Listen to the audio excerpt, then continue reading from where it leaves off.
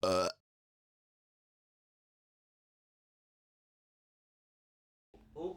and we are live for probably the sixth time with Tom Piro. Yeah, we've already lost count with how many we've had. Six or seven. It is Good Friday here in little old Australia, Sunny South Australia. sunny South Australia.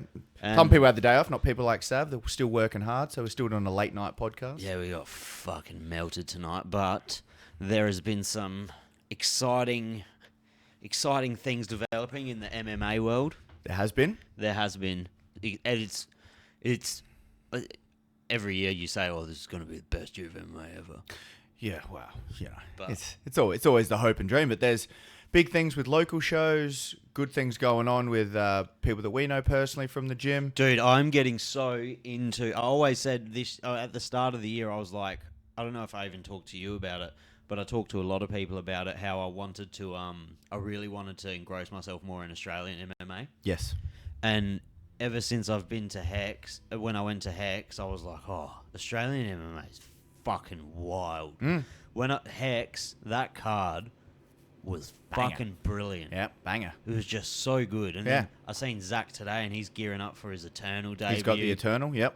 He's fucking 2-3 good fights away from a title fight at Eternal, which he's going to run through. Me, obviously being biased opinion, but he has the ability. He looks very good. He has the ability. It depends if he makes it home from Vegas. Yeah, well, that's going to be the question of a lot of us going over there. But we have, between Zach, Zach also had a good run at amateur. So he had the workup. He's got the skills. He's got the work. It's just things lining up for him. He had his first pro win. At the end of the day, now as it's on and well, off. he knows how to fight. Yeah, Zach just knows. He has a very good fight IQ. Yeah. Like in general, he doesn't make that I can see for such a young fighter. He doesn't make stupid mistakes. Nah. And he listens to his fucking corner. Oh, it's good when you got the experience like you do in the corner. I mean, does what makes the good fighters, the good relationships. You know, why Gaethje can good, you listen to Trevor Whitman. GSP can be so good, you listen to Faraz Sahabi. You follow the corner's advice with all the experience with the eyes from the outside, but trying to do that real time when you're in a fist fight. And a lot of that comes from seeing it in the training room. They've put in the work. They've, coaches have put in the work. You respect their opinion. Otherwise, you wouldn't hang around that long, right? If you didn't respect what your coach was trying to put you through and to build you up to be the best version. And then when you've got those, all the experience that between what Miles would have through, you got Moody there when he was, when he's been able to be there for grappling. And I mean, that guy's mind on grappling. It's a great corner to have. Well, Crane did really well for his amateur fight. Yeah, he got fight of the night up there. Shout out to Crane Burke. He's feeling a little bit though. That was a hell of a fight. He took some shots. Oh, dude, he just likes to fight that. He just pushes forward. Scrap, bro. Just wants to Got push, an awesome push. gas tank too. Oh my god, you can't do his style without that kind of a gas tank. He just pressures, like he melts people by pressure. He's Adelaide's very own Justin Gaethje in the making. He's just king of violence. That's what Miles wants to put on him. He was loving it, but just loves violence. And do you know what? There's no shame in losing fights like that. He made fans. Like I was watching with the missus, mate, and obviously she's supporting people from the gym. But, a girl that's not really into fighting, but she's out of her seat going, look at this. When he throws a 20-second, not a 20-punch combo, like a 20-second punch, just consistently just run. Unfortunately, then he got caught with a check knee right at the end when he's already thrown for how long and how tired you get. What do they say? The hardest thing's to throw and hit air because it's usually so deflating. But for someone to then show consistency and keep doing it and just to melt him. And then his opponent said in his post-fight saying, I was dead. I was dead. He's like, I couldn't believe this dude was still coming at me. Yeah. It's nuts. So shout out to Crane. He talented. There's some good up-and-comers. And so in saying that, we've got Miles and from the gym, Tommy Girdler is Fusion. When is that? It's in Next month? 2 weeks. Yeah, a couple 2-3 weeks. So we got 3 guys from the gym. Joshy Day. Is Joshy Day's on it. I think he's doing combat. Is he doing the combat? No, I don't believe. Oh no, or did he say he's not doing it? Adelaide. That's right. We have issues with regulations for it. So weird. Yeah. So you got to go to Tasmania where Miles had his match. It's such a weird thing, but yeah, we're a little behind, but mate, politics, rules, and regulations always are so far behind in terms of innovation. How much business and entrepreneurship want to push forward. it's always going to be staggering from behind. Dude, I am actually I'm most excited for the shout out to Carly Gangel, who's coming back on the podcast, the Pride Fight series, the Muay Thai fights. Mm-hmm. That's such a stacked card. You got Jack going on there, the most violent man in South Australia, and then you got fucking Isaac Richards is that here or interstate? No, it's here. It's in Port Adelaide. When is it? Do you know? May 16th or 18th, whatever the Saturday is. I saw it was in May Mid-May. because I saw Spacey shared it. Stacked card. That's crazy. Yeah, it's good. And we've always said that there's talent down here. It's just getting promotions behind it. And Dude, then finally, Muay Thai's- when there was interstate promotions, it's just then showing the thing to come over here. I mean, Muay Thai cards back in the day used to be so fun to go to. I don't go to them anymore really because I just don't go to them as much anymore. I just feel like Knees of Fury doesn't put on as good a show as they used to put on. Yeah. That's just my personal opinion. Yeah. Because back in the day, they used to their production and everything was awesome. Massive. It was huge. It's just, I feel like Muay Thai's kind of taken it. I feel like MMA's kind of risen above it almost. yeah. Oh, In it's Australia. funny. Yeah, it's funny when you've got your niche when that's that was kind of big down here, but MMA. I'm not shitting on Muay Thai. I fucking love Muay Thai. Hey, the man's a striker. It's this is where he's coming from. It's the funnest thing to watch in the world when two people are good at Muay Thai. They beat the fucking shit out of each other. Oh, when they're It's all the best parts of MMA. For a casual fan. Yeah, It's so weird that casual fans of MMA don't take to Muay Thai because it's everything they want to see. Well, that's what Rogan used to say about kickboxing, right? It was like, kickboxing, Muay Thai. How did that never take off in America? When people at MMA events, Huge in Europe. the people that aren't, well, Dutch kickboxing. Yeah. It was taken from the best of these styles. They adapt because they were just aggressive. The old Ramon Deckers and Fucking even Rico Verhoeven. Go watch yeah. fucking Rico. Some of his highlight reels is freak. Oh yeah. When you're the best like that, and then you've got your attributes that just work so well for you. Glory don't do it anymore, do they? Glory, there's still Glory kickboxing. There is? Yeah. Really? I'm pretty sure. Yeah, right. I don't think it's fallen apart, has it? I'm not sure. No, because Glory was big. They were putting big fights Rico on. and Rico was shit the Glory still champ. fight. Yeah, So yeah. They must fight on a big promotion, so I imagine maybe Glory is still alive. Yeah, maybe they did but didn't Bada Hari's still fighting, but I think he just lost and he's kind of getting up in age. Oh, so. he's older. He used to be a mean motherfucker. Bad man. Bada Hari. Oh, go you and look at highlight package. Go look at Bada Hari and some of his knockouts, and then some of his fights with Alistair Overeem. Fuck yes, but He had some banger fights with. I think they had a trilogy or 4. They had a lot of fights. How old would Reem be now? Oh, he'd be 40s, right? He'd have to be. Is he still looking? Is he still on the vegan I diet don't doing know. marathons That's and all looking like Is he vegan? Well, remember he lost all that weight because he went vegan. That's why he lost the weight. Oh well, stopped with some of the other supplements he may have If been no taking. one's ever seen, if people don't watch MMA and they don't know who Alistair Overeem is, just type into your Google search bar Ubereem before USADA, the drug commission, came into Or you the could UFC. go Alistair Overeem, Brock Lesnar weigh-in photo because Bro. that was his Ubereem photo. It looks photoshopped. Oh, it actually his head's this big. his head is quite smaller in comparison to the Do you know what he size of looks that like? man. He looked like. Do you remember the 1994 or 1993 Super Mario's movie with John Leguizamo? He looks like he looks like a Goomba, like one of the Goombas. Like a Goomba. Oh, He's fed. fucking massive, but USADA ruined him. Oh man, USADA killed him. there was a TRT Belfort. Would you say Ubereem and Vitor were the two major Too ones? obvious. What about the ones that are a little because his body wasn't shredded? But what about the fall off of Johnny Hendricks? All of a sudden, when you Hendricks was it kind of big. correlates with when USADA came in. That Well- his precipitous drop off. He would lost like 6 in a row. Well, Brazilians just lost all the belts. Oh, As soon as USADA Anderson's legs get shattered, and then he's still trying to do it. USADA, because people don't know. There's actually certain times where there's a certain country that kind of reigns supreme over MMA. It's a weird little thing. Yeah, Brazil. Like there was the Brazilian phase, and I feel like there was an Australasian, like an Australian kind of New Zealand phase for the last couple of years. Yeah, Like, yeah. We had some great fighters come through. We still have great fighters coming through. We had Volkanovski, we had Whitaker before But now that. it's the year of the Daggies.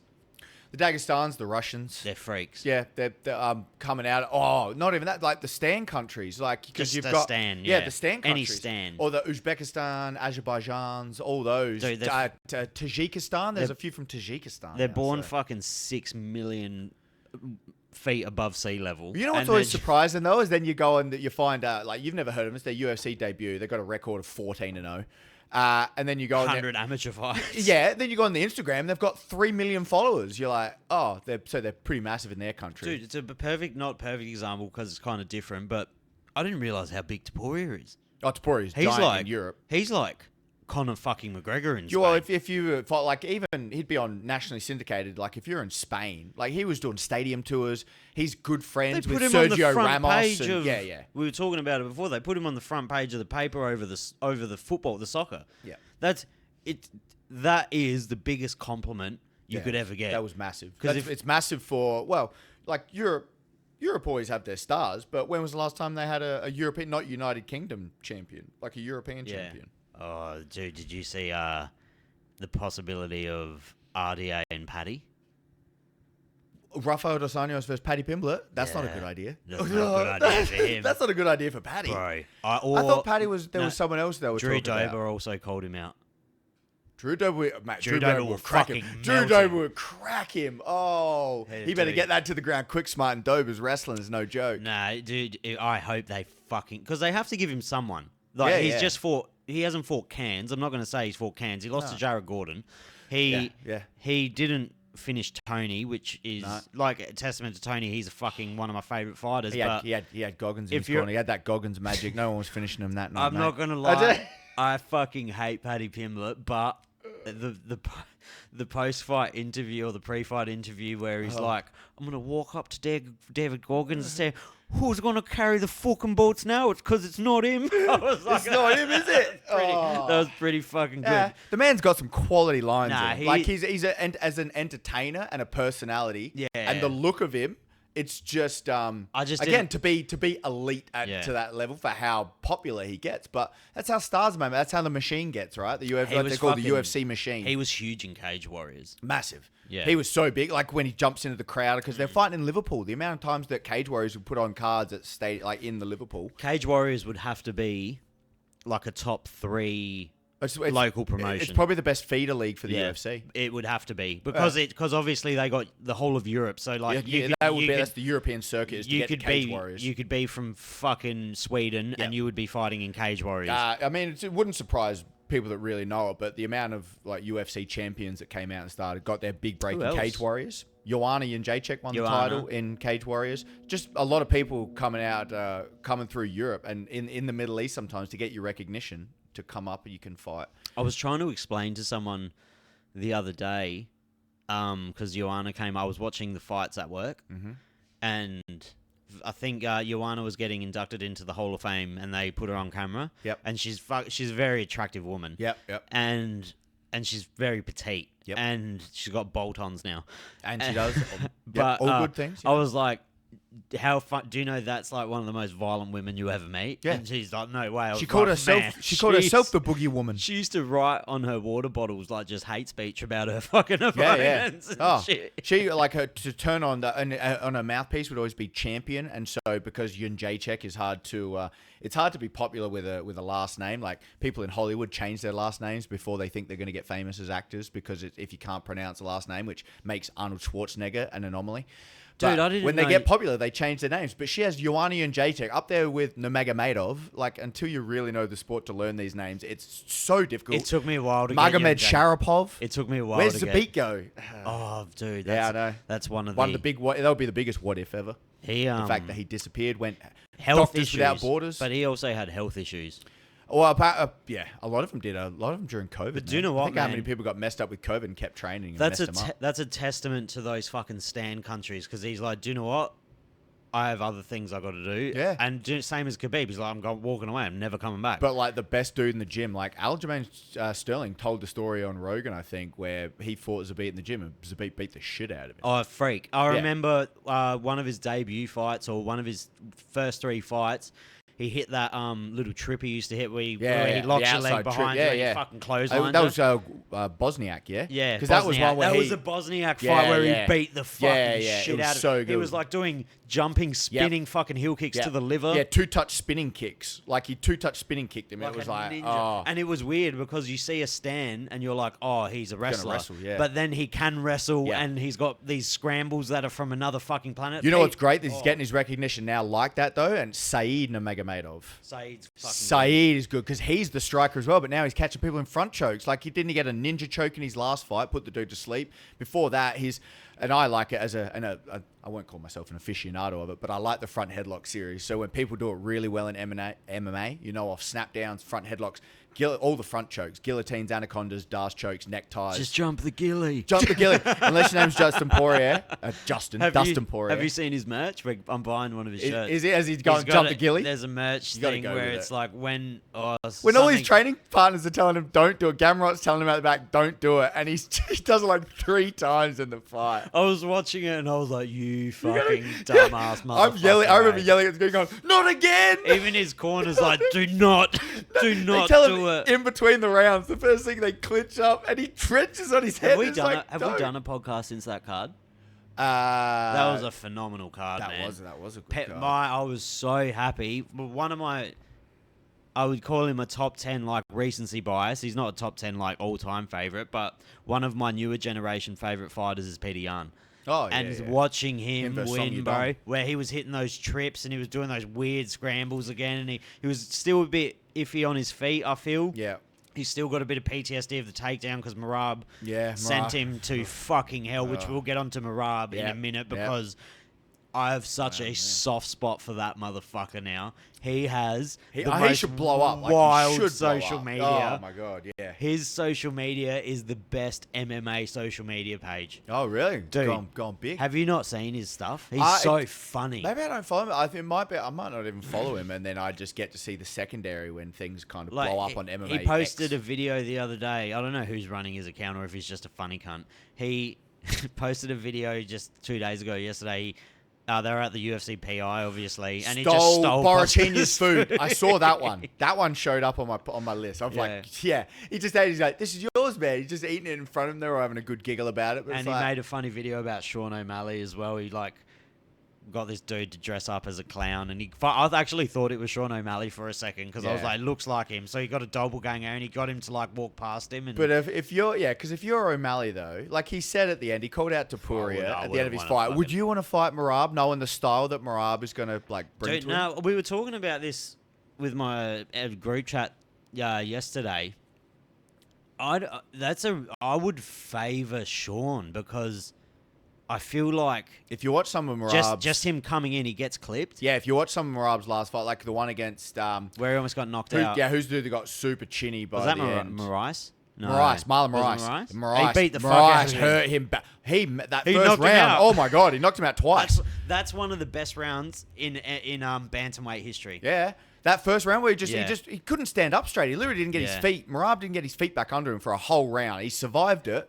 And then Beat the shit And then out of him. Moraes gassed so hard of punching him in the Yeah, head. but do you know what? Marab, It's not Moraes' fault No. because Do everything you can to get a dude, guy out of there and just doesn't go especially a anywhere. guy with a tank, you're like, okay, I have to empty it right now. Yeah, yeah. You had him Whatever that I have, hurt. Whatever I mean, I have. he was hurt. Because if this motherfucker gets me into the third, I'm fucked. Yeah, yeah, Like, you'd know that. Yeah. That would be terrifying knowing, like, I don't know, I've never been in that situation, either of you. No. But, like, if you're going into a fight with someone, you're like, okay, I know I have 7.5 minutes. Yeah.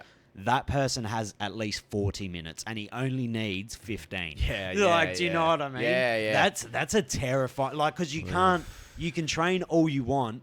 Some people have just better cardio. Yeah, than you can't catch up to those gas tanks where you No, know that they're you can't. those real freaks. He's swimming up like torrid streams to get cardio in, and That's it's just like one of the most terrifying things about Gaethje. It's not that he's violent; it's that he's violent for fucking 25 minutes. Yeah, yeah. Like he's got a great tank for his fighting style. Yeah. Well, you have to be like just in their face, not going anywhere, not taking a step back, and then have all the skills to back that up. And when you do that, yeah, it's just Dan Hardy's talked about. He's like the scariest thing to a fighter is the zombie effect. Do you still listen to Full Reptile? Does he still do Full Reptile? I listen to his breakdowns. Like He's he great does at it. war rooms. He does war rooms. Dan Hardy war rooms. Yeah, he's fucking fantastic. Yeah, his breakdowns of fights and styles and what to look out for. Sometimes I listen to his prediction show because he's with his wife Veronica Hardy, who fights in the UFC as well.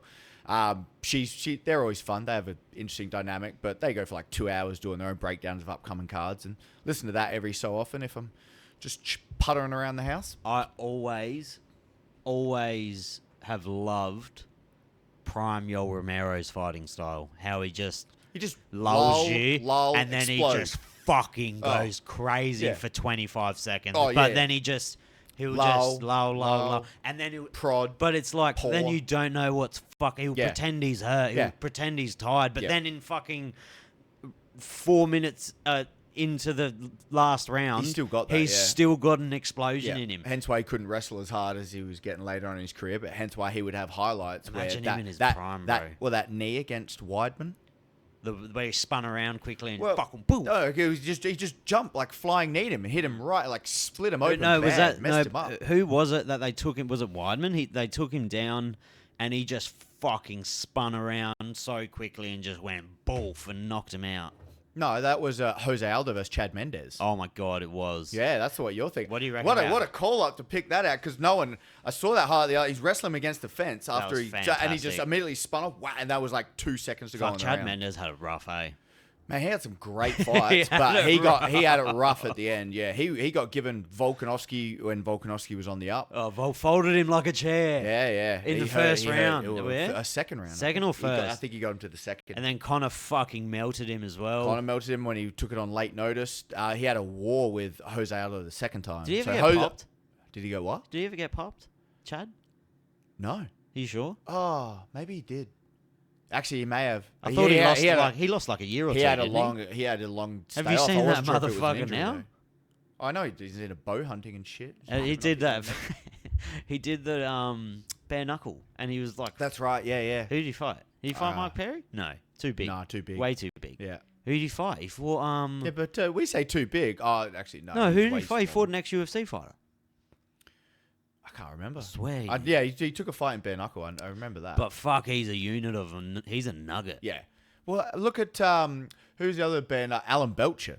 The man's like 40 something now, but much like Donald Cerrone, Does Belcher do Belcher was doing bare knuckle. Yep.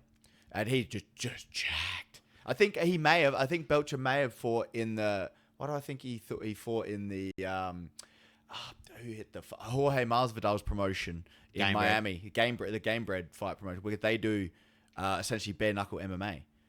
I want to say that because Dos Santos fought on that as well, didn't he? Bare knuckle MMA. He fought Verdum.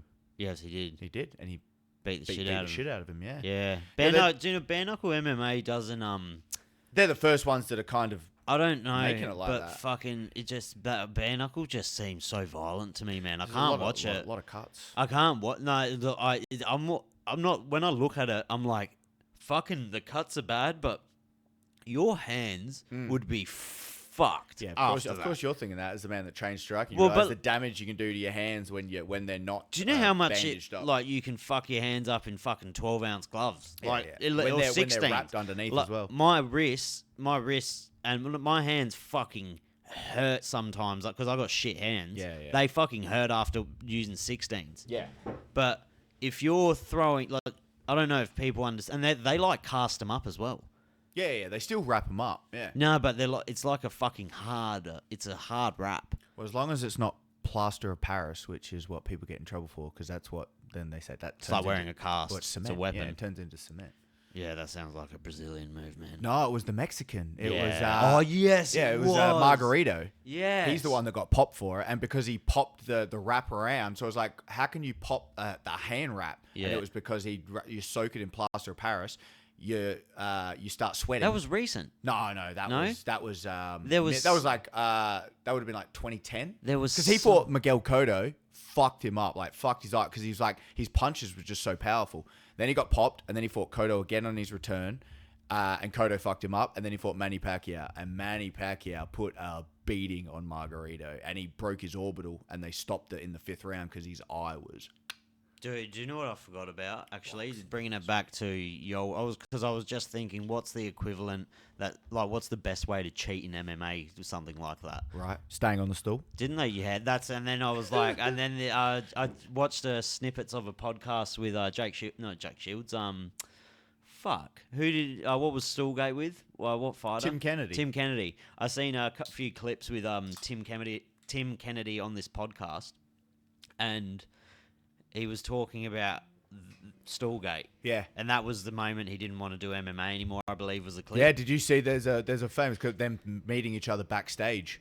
And because Tim Kennedy's eye, but Dude, he was it's busted dog. up. That's fucking dog. Yeah, to not get off the stool. To get finished in the next and then got round. finished in the next minute and a half of the next round. So if anyone doesn't know, like Yoel Romero, who we were talking about before, he's Cuban, and there's a bit of fuckery with these countries, and he like anything to win. Yeah. And Yoel was fucking on the he was fucked. He could have walked. Because Tim Kennedy Didn't they carry him to the chair as well? I don't know if he can't pick him up and carry him, but Tim Kennedy was running over the top of him, was mauling him towards the end. Up. And Yoel Romero he got the shit beat out of him, made it to the bell because he's Yoel Romero, the man's made of steel. They spilt ice. And then, the corner came in and he willingly, and they were like, get off the stool. And he just kind of still sat there, and there was a whole commotion. Tim Kennedy's pacing back and forth. He goes, yeah, come on.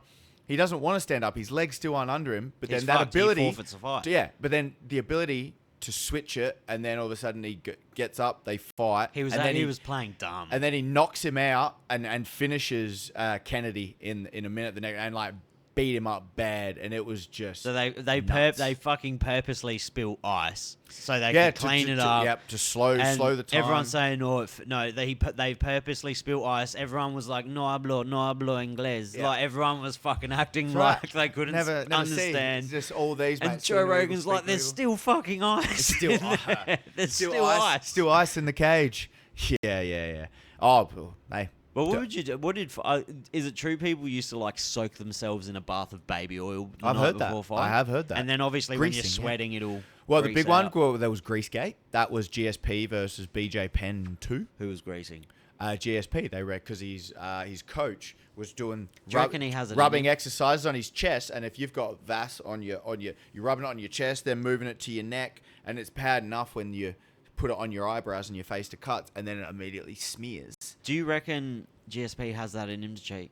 I don't think GSP was actually aware of what was Faraz going Sahabi. on. But between all of them, because it was Phil Nurse that was doing it, and then you've got Faraz, and then you had Danaher who was out the cage, and then you had Winklejohn. I don't know. Jackson and Winklejohn. That's a pretty fucking insane corner, isn't it? That was oh nuts. my god! Yeah, did you see the I've photo? seen The famous photo behind GSP. I had it as my cover photo on Facebook for years. I was like, what a fucking corner. Well, he was in mega camps before that was a thing, because GSP was notorious for traveling around and just try and train with the best. That has to be the most. Danaher before he was famous. Jackson Wink. He went up there when they were starting to get big, like with John Jones, and there was a few big names coming out there, because obviously he didn't start with TriStar, but when he was starting to get big in the UFC, he was in TriStar, and then they kind of cross-trained him, and he'd be going to Albuquerque to finish his camps after training in TriStar. Faraz doesn't really have like a marquee fighter at the moment, does he? No, he trains with his brother, who's Ayman Zahabi. Ayman Zahabi. Yep. So he's with him, but he doesn't have a world champion or a potential world. But it's so hard to come back from like...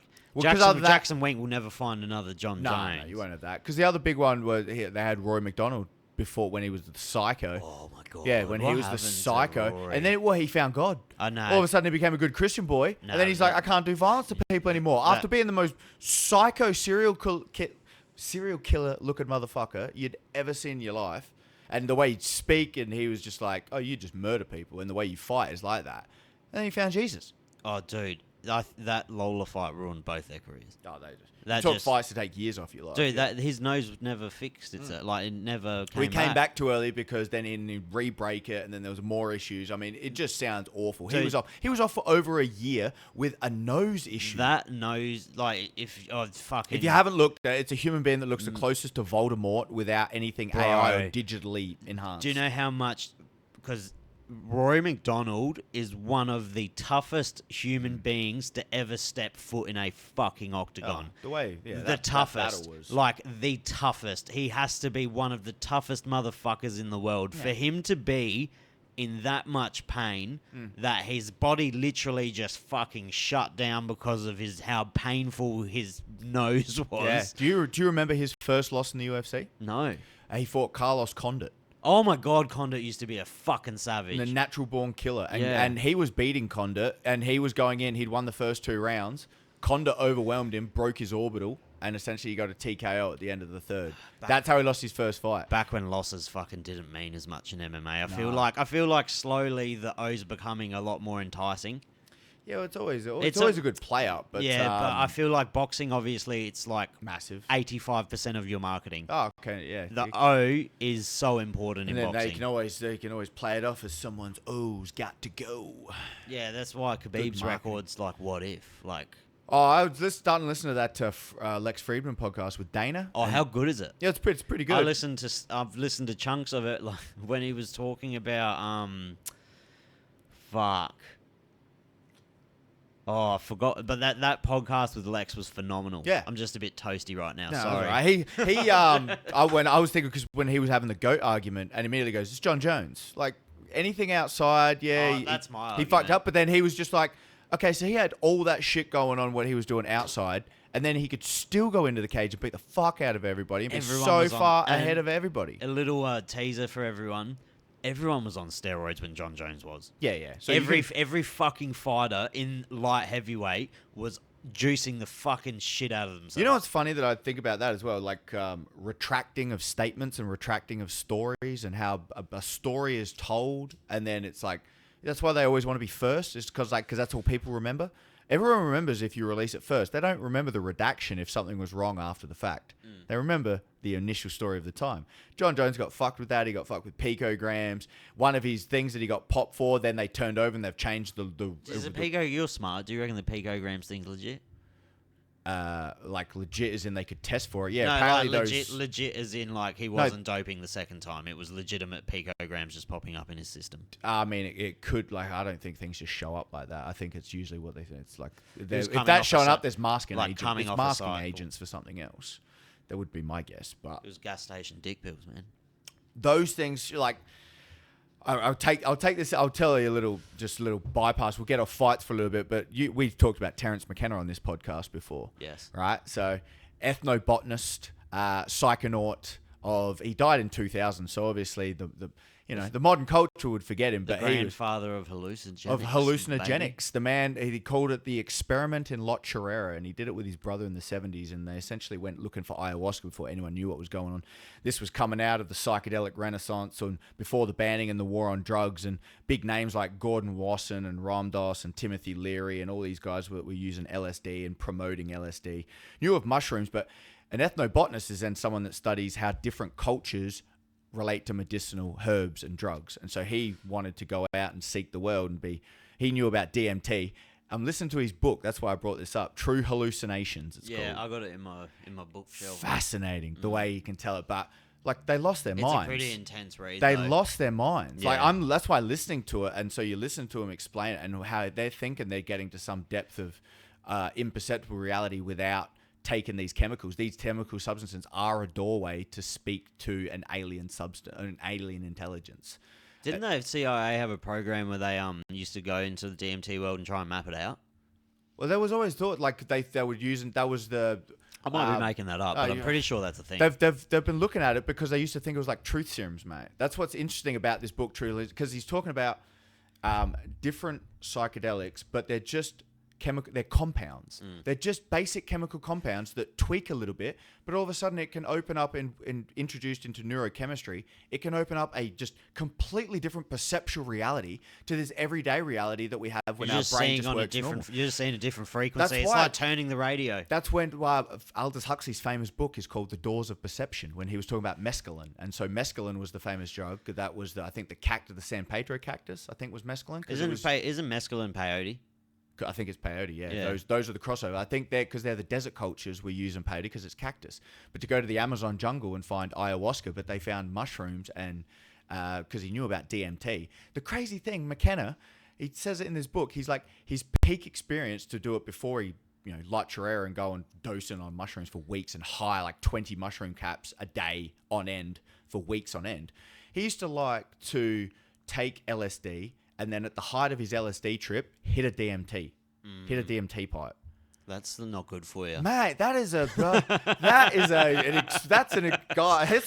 world traveler. That's why a psychonaut, someone that is going into the psyche and really doing some work. Because that dude's, you also realize he's a botanist by trade.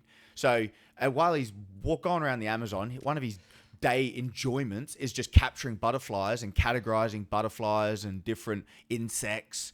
So he's a full blown nerd. But meanwhile, he just wanted to experience it, and he thought he was actually tapping into some, like transcendental language in terms of like to speak what, because understanding shamanism. What were they speaking to? They speak about Mother Goddess. They think about an intelligence that's in nature. What about then comprehending that and trying to then see it in your own mind, realize, is that something else? His self-transforming machine elves. It's like, what do you mean, you're self-transforming machine elves and an intelligence is trying to communicate to you through a mushroom, but it's not through the mushroom itself. It's through the chemical compounds introduced with your brain chemistry, and you think you're talking to something that's in a different plane of existence. Yeah, dude, I just fucking like taking mushrooms and freaking out. Yeah, he's doing it on a different level. He was doing Just it before different. people. But he was thinking that he was going to change. Like he was like a research scholar, right? He was fascinated by what these compounds could do, and him and his brother legit thought that finding the certain botanical compound that the shamans were known to use and the stories that were only told before the internet. This is in the 70s. This is, you got to go out and do groundwork and find people and speak the language and go up the Amazon River, nearly get diphtheria. Like, you're putting yourself, adventurers, explorers. He was just doing it, back in those days, but trusting people, like you're trying to find a drug that's in the Amazon jungle because you think you're going to be a footnote in history that you can find the chemical compound that shamans talk about to converse with God or Mother Nature. Their God, their perceived. You think you're actually communicating with the intelligence that created everything. Yeah, that's fucking just... What a wild adventure. And that's before iPhones, man. That's before... I think we take for granted. Before the internet. Mate, there was a great quote that I've heard is, we all think we're so intelligent, but in the modern day, we're all just seduced by magic. Well, yeah, pretty much. Because the magic is the phone. Well, you don't actually... I don't know if it's the same thing being smart back then to being smart now, because now you have so many ways to aid your learning. Yep. Whereas back in fucking... Like when the minds... Go to the library and find a book. Yeah, bro. Yeah. When... Not even that. Before that, the people who wrote the book. Who wrote the literature. That's why. Yeah, they before had there to was think that of these ideas. Okay, so that's a cool idea. So the internet before that, seeking out knowledge was difficult because knowledge was difficult to come by. All of a sudden now it's attention because the knowledge is abundant. But now it's like you got to put it through your own filters to know what is good information, what's bad information, what's useful information, what's not, what's hearsay and lies, and where to get to the idea of a true statement. Because it used to be just the information itself. We were information scarce. Now we are information abundant. And now we actually have to find ways to use our intelligence to know what is useful and not. And that becomes the issue with the internet that we have now. And compared to smarts back in the day, know the right people to go find and seek out the people that have the knowledge, know even where to begin to look. Now it's all at your fingertips, but then you don't know what's shit from Shiola. You don't know what's good and bad. It's very difficult to differentiate whose opinion when it's, this website here, it's a .gov, is it? Who's even background checking that? Like the work that used to have to go in for credible sources. The thing is, you can't trust the information on those .gov or fucking sites, and you can't trust fucking watching the news anymore because they only report on things for ulterior motives now. See, but they're also still looking at the attention economy, but they're not even then. They're trying to still figure out the internet, whereas the people that are looking at the eyeballs through the internet understand how to capturize. The old models of news on TV is just an older generation thing. I mean, that'll change and incorporate more as the internet goes forward and older generations die out. People that were born and raised with the internet being a normal thing. We say that. Television, before that radio, before that books, before that word of mouth. Transmission of knowledge, it used to be much scarcer. It used to be much more difficult to come by. what a crazy turn. Goes back to McKenna's theories as well. Start circling the drain when it gets closer and closer to peak novelty experience. That was his whole study of like, as it gets crazier and crazier, more novel experiences happen more. They happen quicker and quicker, and it gets to omega point, the point at the end of time where it's the universe is getting dragged towards something. Yeah, do you know what's the biggest one to me? Astrophysicists and shit. Yeah. Like, how the fuck do you just look at... And you're looking at dots on a map, and, mate. And be like, oh, that is 65 trillion years older than the Earth, and there's a black hole 2 trillion light years away to the left. Like, how the fuck do you know that? Yeah. Oh, they rely on tools. They have very good tools, and they have... but do you know what didn't have tools? The fucking Mayans and shit. And they mapped that shit out before anyway. Well, they had that long count, man. That the calendar. Mayan? The Mayans with the Mayan calendar, 2012. They do. It's just phenomenal. Oh, it's not phenomenal, but like just the concept of the first person to be like, oh, this is 12 o'clock.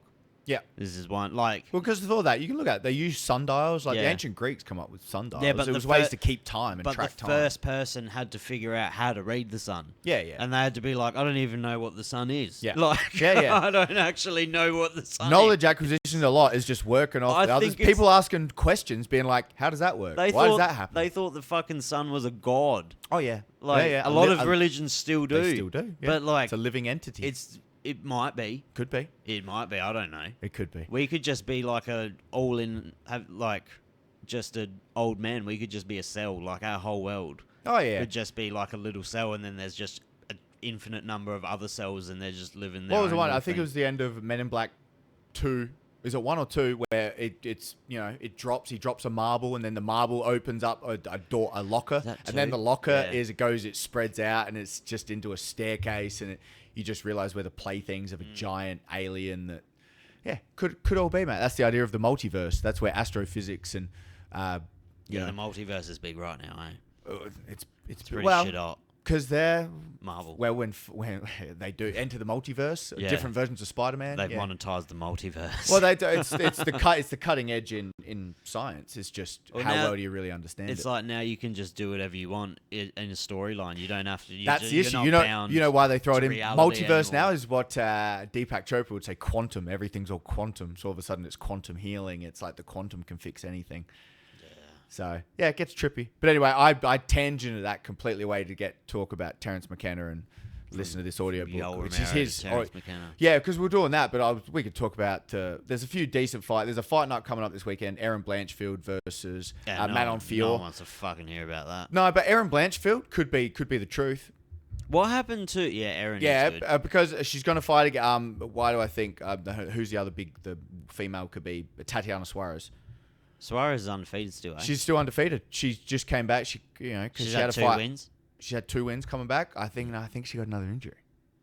I think she was set for another bout, and then she got injured again.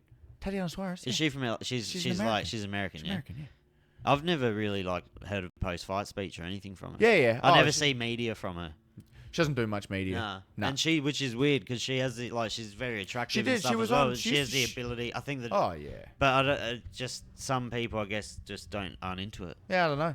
But Aaron Blanchfield grappling is amazing. So to see if she can go as far potentially as what I think she can, she could be like that on a level of Tatiana Suarez, like skill-wise on the ground.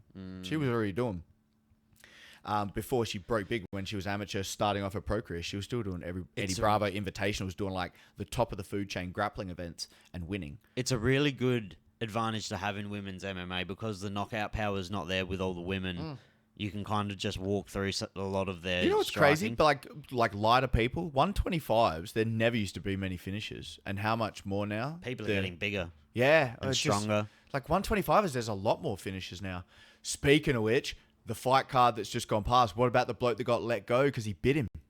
What the fuck was wrong with that cunt, dude? Did you? Because he said Did you see the tattoo? Yeah, he got it tattooed on him. He goes, he fucking bit me, Borja. And if he didn't have his mouth guard on, he would have I know, chunked him. He a full teeth set with a mouth guard in. I was like, he clamped him. That's what I was trying to figure out. I'm like, how did you bite him that hard? You must have pressed your fucking teeth. You were biting so hard. As soon as they said, and they stopped that immediately, and the commentators, there's a clip of it, are going, oh, I mean, maybe he opened his mouth, and then they show it, and they're like, Nope. Sorry, nope. That's clear as day. That's what happened. Felder? Yeah, Felder and Sanko. It was Felder and Sanko. Yeah. But then, so he got it tattooed on him. He got a first bite of the night bonus. That's so funny. He got it tattooed on for it. So he got an extra 50K. The guy got immediately let go. I saw something today he shared that he's been getting death threats and shit. Dude, from it's a Brazil. shame. Oh, you did to a Brazilian, but Brazilian on Brazilian. But then he said he got hit so hard he doesn't remember. Oh, fuck off. Yeah. Fuck off. That's what he says. It was a good fight too. It was. That's what people were telling what him. an They were idiot. like, you were looking good. And he goes, I got hit with a big shot. And then I went on autopilot. Do you know what? It is a very peculiar thing. But To bite someone. yeah, it's like He was only 20 years old. That kid was young. I don't think I've seen that before in the Not UFC. like that. Not such an intentional clamp. Wes Sims versus some other bloke in the UFC 40s did it. And he goes, look, he bit me, and he was the same. He had a red, and in the post-fight interview, it didn't get stopped because of it, but he bit him in one of the clinches, and then he goes, oh, he's a dirty fighter anyway, so fuck him. So he essentially admitted to biting him to Rogan, because Rogan goes, oh, he's got a mark on him, and he goes, oh, he's a dirty fighter anyway, fuck him. So he admitted to it, but wasn't the same. That man. was that fucking, one was that teeth. was the insane. indentation of like all the teeth were clear. Through a mouth guard. So he clamped him, man. Yeah. He clamped him hard. Through a fucking mouth So anyway, guard. that was nuts from that to get the fight stopped there. So then you got Blanchfield, big fight card, but then you have in a few weeks UFC 300. Yeah, that's We banging. have top I to was bottom, so mad at it. super stacked. Main event is not giant. It's not a big Lesnar Mir. It's not a big. It's not a- It wasn't a John Jones Daniel Cormier, which was supposed to be the original. I was UFC dirty 200. on it. I was pretty dirty on it, but now I'm like, what do I want? Like, we go back Jesus and to fucking we go back. Yeah, we come go down back and we fight. look over the card, and you're like, "That's the first fight of the night." I'm like, "Yeah," and you're like, "That's the first fight of the fight past prelims." It's like, "Yeah," it's like it's a stacked card. The all way through. Dana was talking, he was making it sound like it was going to be They fucking... have to, mate. Look at the promotional it machine was- behind the 300, 200. It was as if fucking Connor was going to open up a division with GSP Yeah, I as know. a title fight. Yeah, like that, that. they were going to announce GSP versus Khabib. They got Khabib out of retirement. Dude, that G'd me up. That G'd me up so They hard. apparently they asked they've apparently been trying. They've been asking Khabib Just to a come grappling back. match. Yeah, they just keep throwing. They just keep trying to entice He him won't. to come back, and he just He doesn't. won't. He just doesn't. He Doesn't won't. have to, and He he's doesn't. so out of 155 right now. How long would it take him to cut down? Even Nah, if he'd he's never be training, able to do it. he'd never be able to get down. Because if you look at his fight weight and how he looks now, mate, that guy's walking around about 190 Easily. At least. And he was That always dude's a big. He was a big yeah. dude. He was huge to cut weight. He had a lot of weight cutting issues, but He'll never do obviously, Islam wants to move up as well. He'll never fight in any division. It's his time. I don't think Islam's a good idea to Move move up up. to 170. I'm not sure if his skill set will translate as well at 170. Pretty fucking good, man. He's very good. But how good is he? That's right. Well, Volkanovski tried it and look at that extra weight, how it goes. Yeah, what's the hardest matchup for? I hope Poirier gets a matchup with him in a retirement fight because that'll be his retirement fight, I believe. Poirier, Yeah. if he could get a crack at Yeah, give him one. Makachev. Give him one. He's always fun to watch. He fucking beat Saint Denis. He beat the shit out of Saint Denis. oh yeah. And oh my god, You could easily make Poirier versus Islam now. I think so. Off of that Saint they're Denis both win. ready. And that probably would be the swan song for I would think for Poirier. Yeah, he gets the belt. He fucking retires. If he could, but he ain't getting through Islam. He's going to jump Gilly. But imagine if that's the gilly he hits. And that's a fucking story, Of all man. because he That's a tried on story. Khabib, and then they could play that. That's like he tried on Khabib, he got the closest. Play it in Khabib said it was slow-mo. the closest he ever came to get finished, and then he actually nails it. Dude, Oh, he's just always wanted to hit it. story to walk out for Poirier, mate. Dude, that is a fucking. And do you know what? It could not happen to a fucking better dude. Oh, mate, Poirier, he's been around here. I talk some shit about Poirier, but God, he's good. but fucking, He's been around to be the longevity of that bloke. that to go, made me such a fan.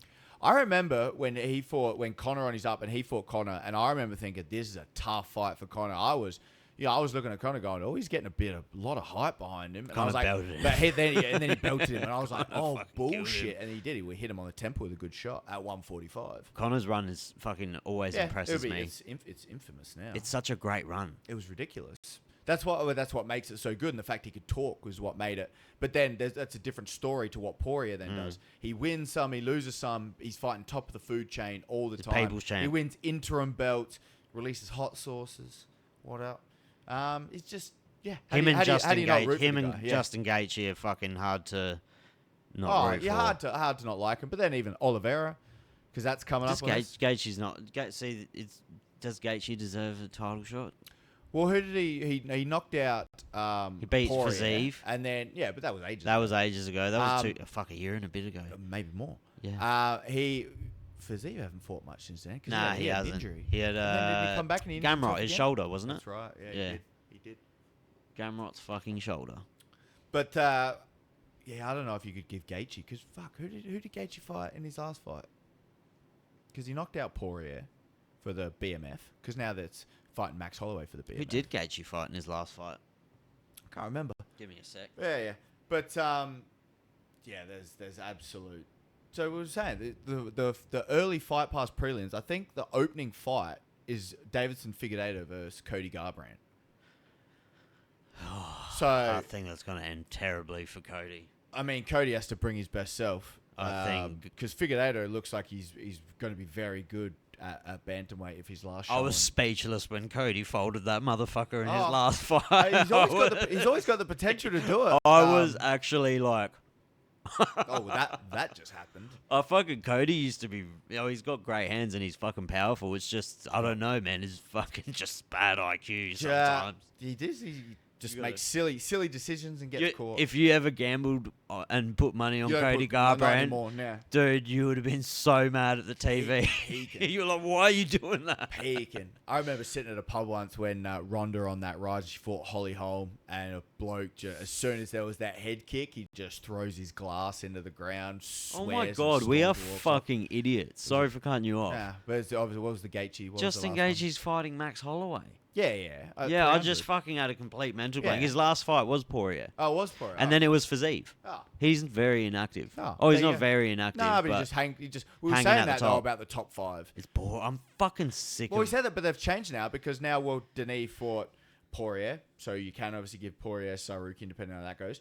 Oliveira's got Sarukian on 300 as well. So all the big lightweights are pretty much fighting on the 300. See what happens with Max if he's fought, because apparently he's bulked up a little bit. He's doing a little different, learning from the mistakes from fighting up against Poirier last bigger. time. Looks He like looks- he's he looks he's like had a he bit looks of like a he's had 155er. He's had a lot of time away.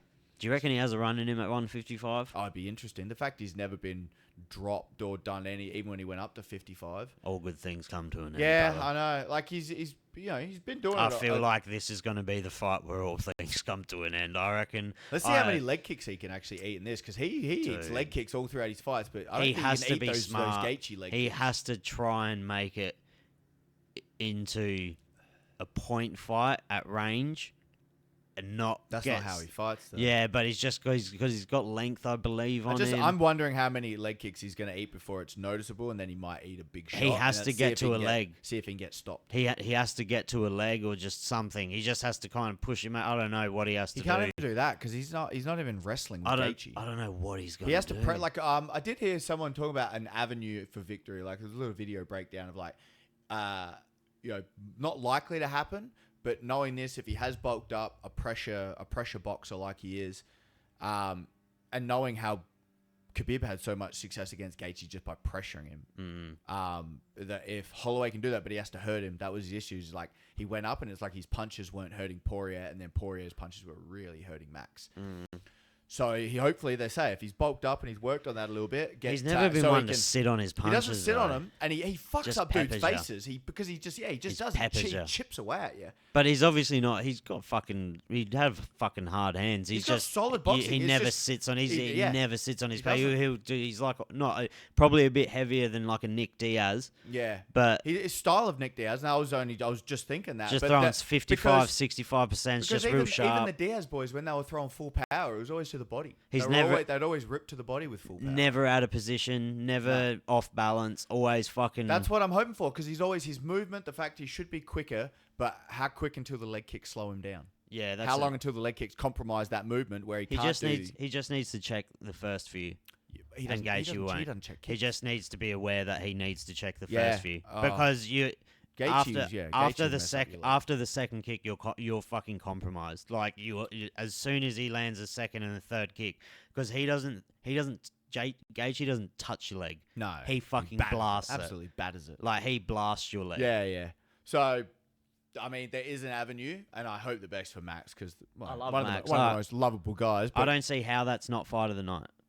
it should be a banger. Like I he's don't- going to be in there going for it. I think this is going to be tactically. It's going to be interesting how it works. It's just going to be sad if this is Max Holloway's Justin Gaethje fight with like to show everything, like the same that, or no, it's going to be a shame to watch if Gaethje does to Max what he did to Ferguson. Oh god, like that'll be sad. That will be sad because Max is a tough motherfucker. Yeah, he's not going to go down. He's not going to go down. Oh, he might be forced to go. Oh. Yeah, but he's going to fucking go until his body breaks. Yeah, that's the hardness of the fight game. And I don't fuck.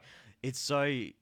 I don't know if I'd have that in me to like stand across from someone and just seeing like a broken motherfucker and just still wail on him and wail on him. But I mean, that is a part of it, of having to do it. I mean, like, do you know how fucking I can't think of any off the top of my head where someone's just gotten like when Tony Ferguson fought Gaethje, perfect example. Yeah, he waited. His body told him he couldn't fight anymore. How many times has Gaethje in a fight? Because when he beat Cowboy, he got angry at the ref for not stopping it earlier because he was beating. It'd make you feel like shit, man. Yeah. Well, hurting a hurt opponent. Well, you see when people. Oh, well, who was it? Jalen Turner, who's on this card, Bobby Green, which you would have been happy about. Oh, he starts, like and he's bouncing his head like a basketball with punches. That actually wasn't nice Dude, to see. That was hard. Like, I don't like Bobby Green's. Like, I don't like him on. Bit of his swagger. Yeah, I don't like his like post. I find him cringy. Yeah. But yeah.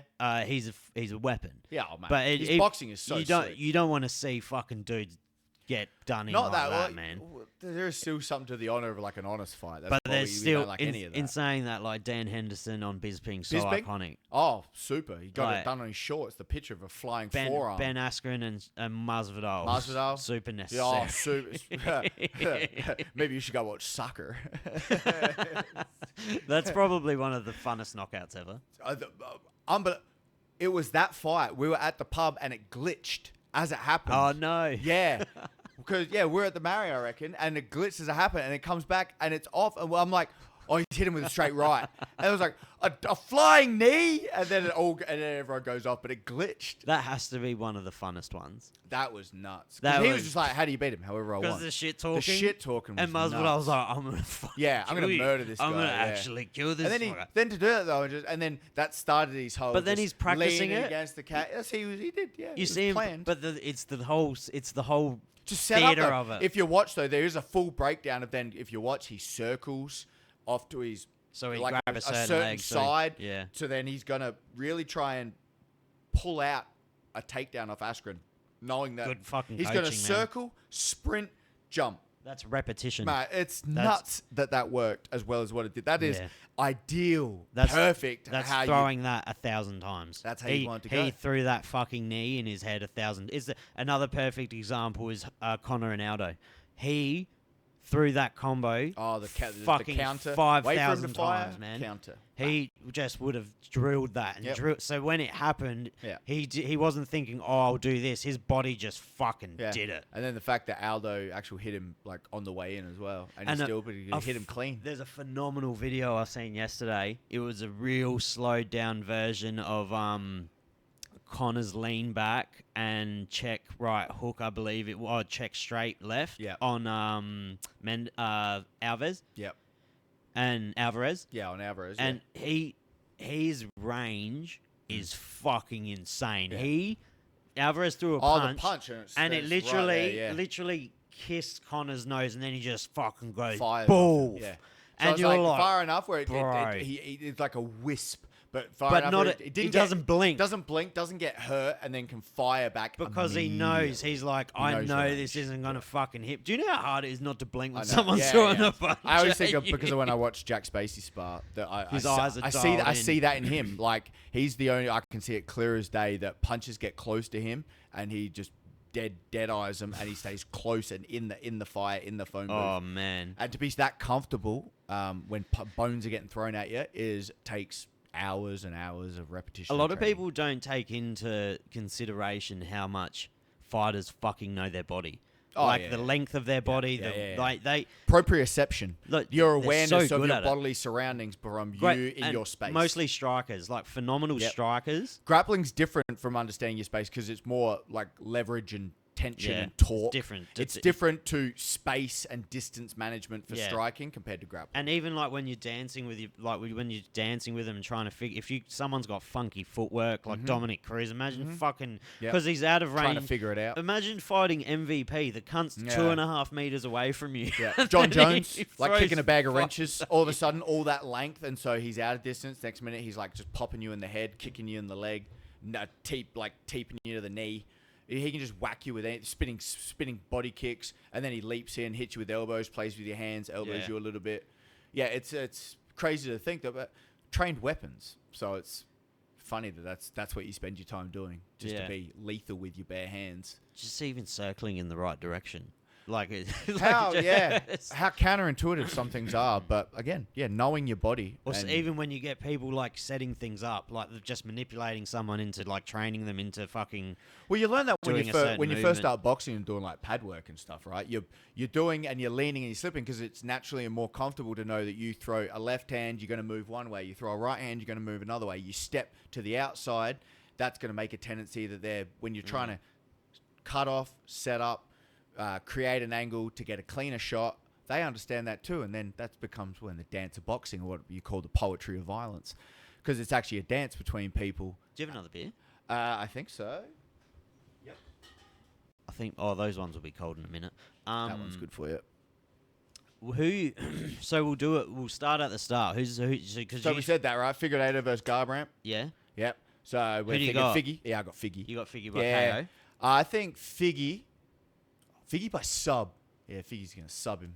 Going to grab that neck in an exchange when Cody starts to freak. I think Figgy might press on and maybe hurt him a little bit and then snap something up. A part of me really wants fucking Garbrandt to win. But I hope, I don't know. If I'm a fucking betting man, which I am. Oh, and you are. We've been known. I would love to know the odds of that fight. What would you say are the odds? Figgy will be... $2 will be Garbrandt will be like $2.50 to Figgy $1.60, $1.70, something like that. Yep, something like that. UFC, I would think. MMA. So while you look that up, look for odds. You've got Jim Miller. I'll fight on 100, 200, 300. I'll manifest my fighting on all the 0 cards. Yeah, fighting Bobby Green. They don't have. They haven't got the odds. Oh up yeah, yet. they do. There you go. Oh, here we go. Bo Nichols on. Bo Nichols, the first fight of the main card. Yeah. UFC 300. Cody. Oh, that's the main card. Got to go early. Do they have all the earlier fights all set up as well? They did. I just fucking Cody Garbrandt versus Figgy. Oh, Cody's paying $3.60. $3.60 for Garbrandt. Cody, bro. I'm going Cody. Just money. I'm going Cody you, for value. you had a go at me when I put money value on Kopolov against that, because that was a pure money bet. You held that over me for fucking weeks. What the fuck? You son of a bitch. It was value. I was like, I could see he could, but I'm liking Fluffy Hernandez. Bobby Green and Jim Bobby Miller. Green, Jim Miller. I think. I've got to go my dog Miller, eh? Well, if Miller can't get him down, Miller's going to be in trouble. It might get his shit kicked out of him. Yeah, How did Bobby Green bounce back after that, though? After Jalen Turner. Miller's on a tear. It's his retirement fight, you'd imagine. No, he hasn't even spoken about retirement. Fuck off. He just had this fight in his head that he wanted to have this, and he wants Bruce Buffer to announce him as what was it? What was it? The hardest motherfucker? Yeah, something motherfucker, right? Yeah, Jim fucking. Oh, I think it's just Jim fucking Miller. Jim fucking Miller. I think it's just Jim fucking Miller. He's trying to convince, which I don't think they'll allow. Is UFC 100 in Vegas? 300 is in Or Vegas. is it Madison Square Garden? No, it'd be Vegas. It is? I'm sure it would be Vegas. It's not MSG. Could be MSG. Wait, where's the Wayne show? Oh, don't play it. I don't know. I'm assuming it's definitely in Vegas. I don't know. T-Mobile. Surely you have to be bigger than the T-Mobile. I mean, we'll be at the T-Mobile. Do you know what? August, as fun, like basketball stadiums are ideal for fights. Yeah. Just because of how they're angled. Yeah, the angle of them works. Like the Titanium Arena was fucking phenomenal for it when Miles fought his last fight. Yeah. That was sick. Yeah. I don't know why Hex won't come to fucking Adelaide and put on a show. At We've got the stadiums for it. It's just decking them out and doing it properly. Filling them. And then filling them, yeah. So who did you go? You got Bobby Green. I think Bobby Green against Jim Miller. Bobby Green's favourite. Jessica Andrade versus Marina Rodriguez. I mean, I love Marina Rodriguez. Yeah, Marina Rodriguez. She's got the one that that'll be a banger. Her coach slaps the shit out of her before she steps in there. Yeah, like violently too. Not sexually. She's about to get in there and box on, and coach beats the shit out of her. It's like fucking Clay Guida. Clay Guida's brother. He wasn't that at makes the more last sense. fight. He wasn't at the last fight. Ah, so good. I mean, that'd be a good fight, but I hope Marina wins. But I mean, that'd be a good stand-up fight. Andrade's pretty fucking tough, man. Yeah, I've seen it only for but she, nudes. It's gross. Yeah, it's not so good. But she comes in leaping in with hooks. She doesn't have the distance management. Marina's got much better stand-up, and I think it's going to be tough for Andrade. I mean, if she closes the distance and cracks her, she'll have a chance. But if Marina has her game, she'll just outpoint her. So I think that's how it's going to go. Yeah, right. I'd go Andrade. Andrade, if she can get inside her range and crack her, it's that's a pick 'em. Yeah, that's a bit of a pick. It's 190 to 180. Is it? Yeah. Fuck, this is actually a really good card. When you look at it, but I feel like we're still on the Fight Pass. No, prelims. but I feel like they catered to more. I'm gonna get a beer. You're gonna go get a beer. I feel like they catered more to like not casual fans. I feel like they catered more to like more diehard UFC fans. Because that's such a fucking banger fight. And not many people probably who don't watch UFC regularly would know who like Jalen Turner or Renato Moicano is. No, that's right. It's actually Renato. It's not Renato. I was just being Portuguese for 2 or 3 seconds. Fucking, what is this thing? What are you doing? I'm breaking this headset. Why can no one figure that out? Oh, what? Here. Why no guest can ever figure that Sorry about that. As that fixes. Usually I could do it. It's just the spin on it sometimes gets me. Sorry about that, ladies and gentlemen. No, you're all good. Like that's a banger fight. I don't know. Well, like you said, they're catering to the hardcores because, like we said, top to bottom, it's a stacked card. There's good. These are Fight Pass prelims. Look, Fight Pass prelims, and there's numbers against all their names. They're all top 15. Wait, these are the Fight Pass prelims. These are the Fight Pass prelims, mate. We're not even on the prelims yet. Oh my god. Yeah. So the main fight on the Fight Pass prelim, Jalen Turner versus Money Moicano. Yeah. That's cool. I got sticks. I sit and drinking beers on the beach. Joe Rogan. Fucking Joe Rogan. I love you, Joe Rogan. I fucking love that dude. That dude is so funny. Do you know why they probably fucking did that? No, not why they did that, but good on the UFC for fucking giving people who pay for Fight Pass something for once. For once, yeah. Like, thank you. Apart from those shitty fight because that's the only all the fucking reason you really even have. You pay fucking $6 or $20 a week or whatever the fuck it is now. We're not sour at all that they took it off because of this KO Foxtel deal over here. That's fucking the biggest bullshit, mate, it's the biggest rip on us over here. We had direct link and you sold the rights to someone else. You literally took it from us and you made it that much harder. Do you know how much that now I go to the pub because I'm just like, bugger, I don't want to figure all this out. Do you know how many dudes I know that won't refuse to buy the fucking fights now? This guy. Yeah. Like I go to the pub and I'll rather give it back. I stopped doing it because of COVID. Cam Sinclair, stopped going same thing. He's like, fuck it, I'll go watch it at the pub. I'd rather do the pub thing again. Do you know how many people... It sounds very trivial and it's like, yeah, well, fucking privilege problems, whatever. Yeah, but first world problem, sure. But do you know how fucking annoying it would be? It's frustrating. It happened to me on the first week they did it. I fucking missed the Strickland card. Yeah, because of the issues with KO. There was a big issue. Because you bought the main event, but it took like 2.5 hours to fucking register. You bought the main event. That's right. People are like, you have to buy it early. It's not like old Foxtel where you click buy and it shows up and it starts playing. No, you have to. It took fucking I missed the whole card. People should be informed of that if that is how it was played. But Mine worked fine the last card, but I know a few people that. Same issue. They fucking paid. I've known many people that have said KO. Oh, when I did it, I accidentally bought it twice. They charged me fucking $120. Oh, bullshit. Yeah. And it actually went through. Yeah. And you didn't have any. I cracked.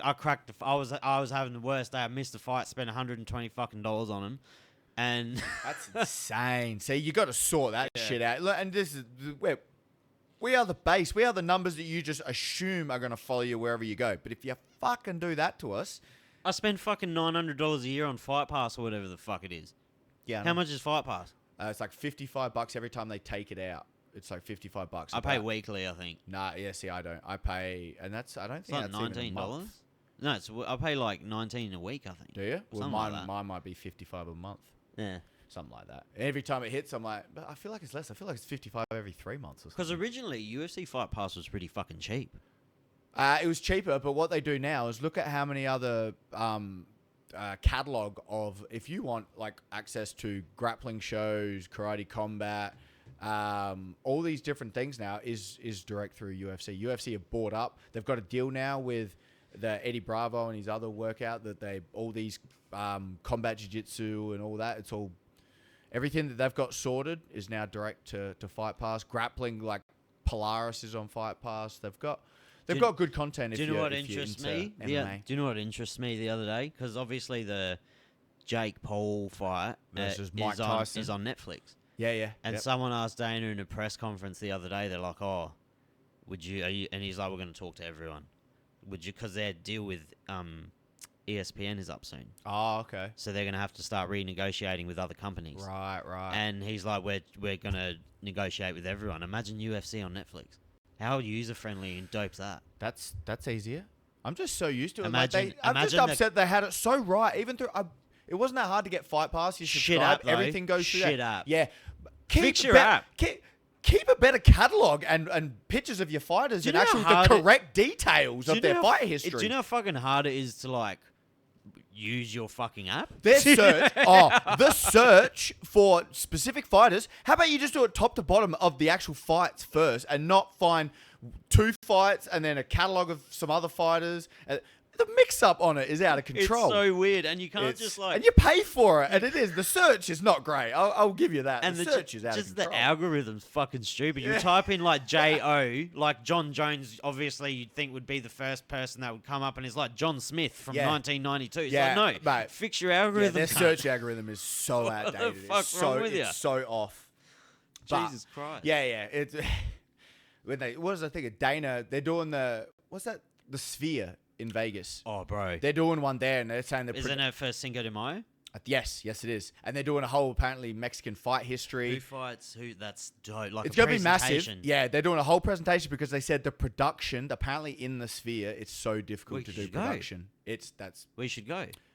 Is it on while we're there, is it? No. We should just go to the Sphere. Oh, we could, yeah. Yeah. I wouldn't mind going to see it. I want to see what it's all about because all I heard today is how difficult it is to do good production there because of how everything you got to think of with the biggest screen in the world and all this other shit. The logistics would be a fucking nightmare. That's why, like, production, it had like how hard it actually is. But he was talking about that being stoked that they've gotten all that together. Imagine, that's fucking dope. Imagine if instead of like a massive screen that you watch when you're in the bleachers, the fight's just on in the fucking background.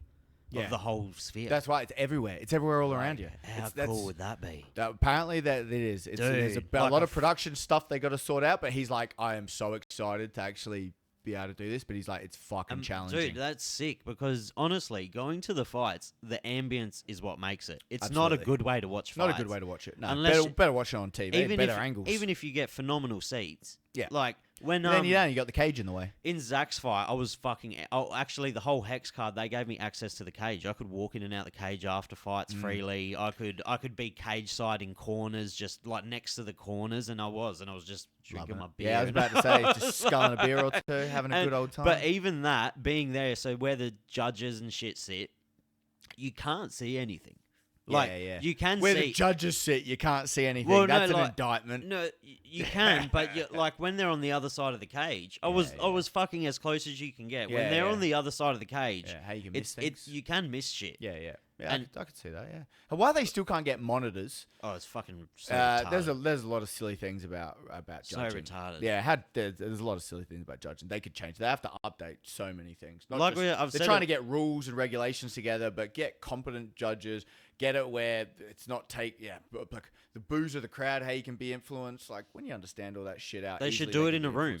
Sit them in a room where they're not at the fights. They should not be. Yeah, with all the different angles or just watch the event. Yeah, like dude, you can judge because you're getting the best angle every time. Yeah, how some of it though could go to so many fights and obviously work so many events and still not get a better understanding or want to understand the fight game better to actually think you're competent at it, but they think they're competent without actually being competent. Yeah, a lot of them.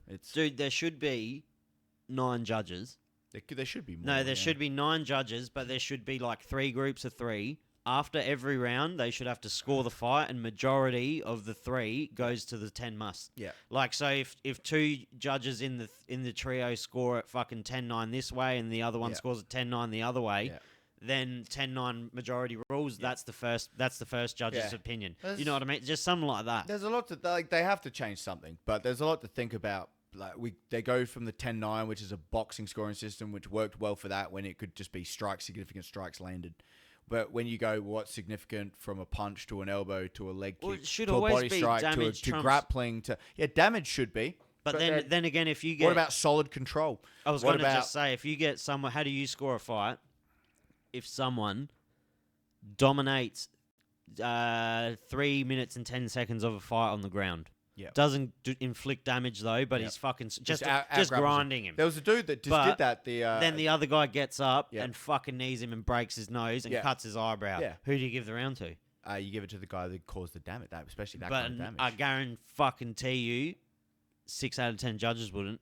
You know, I think if you spin that around the other way, I think if you say there's a bloke that beats the shit out of a bloke for 3 minutes on the feet, and then a bloke at the last 2 minutes of the fight takes him down, almost chokes him, pass him, gets to his back, chokes him, or gets close to it, they give it to the bloke. 100%. How it ends.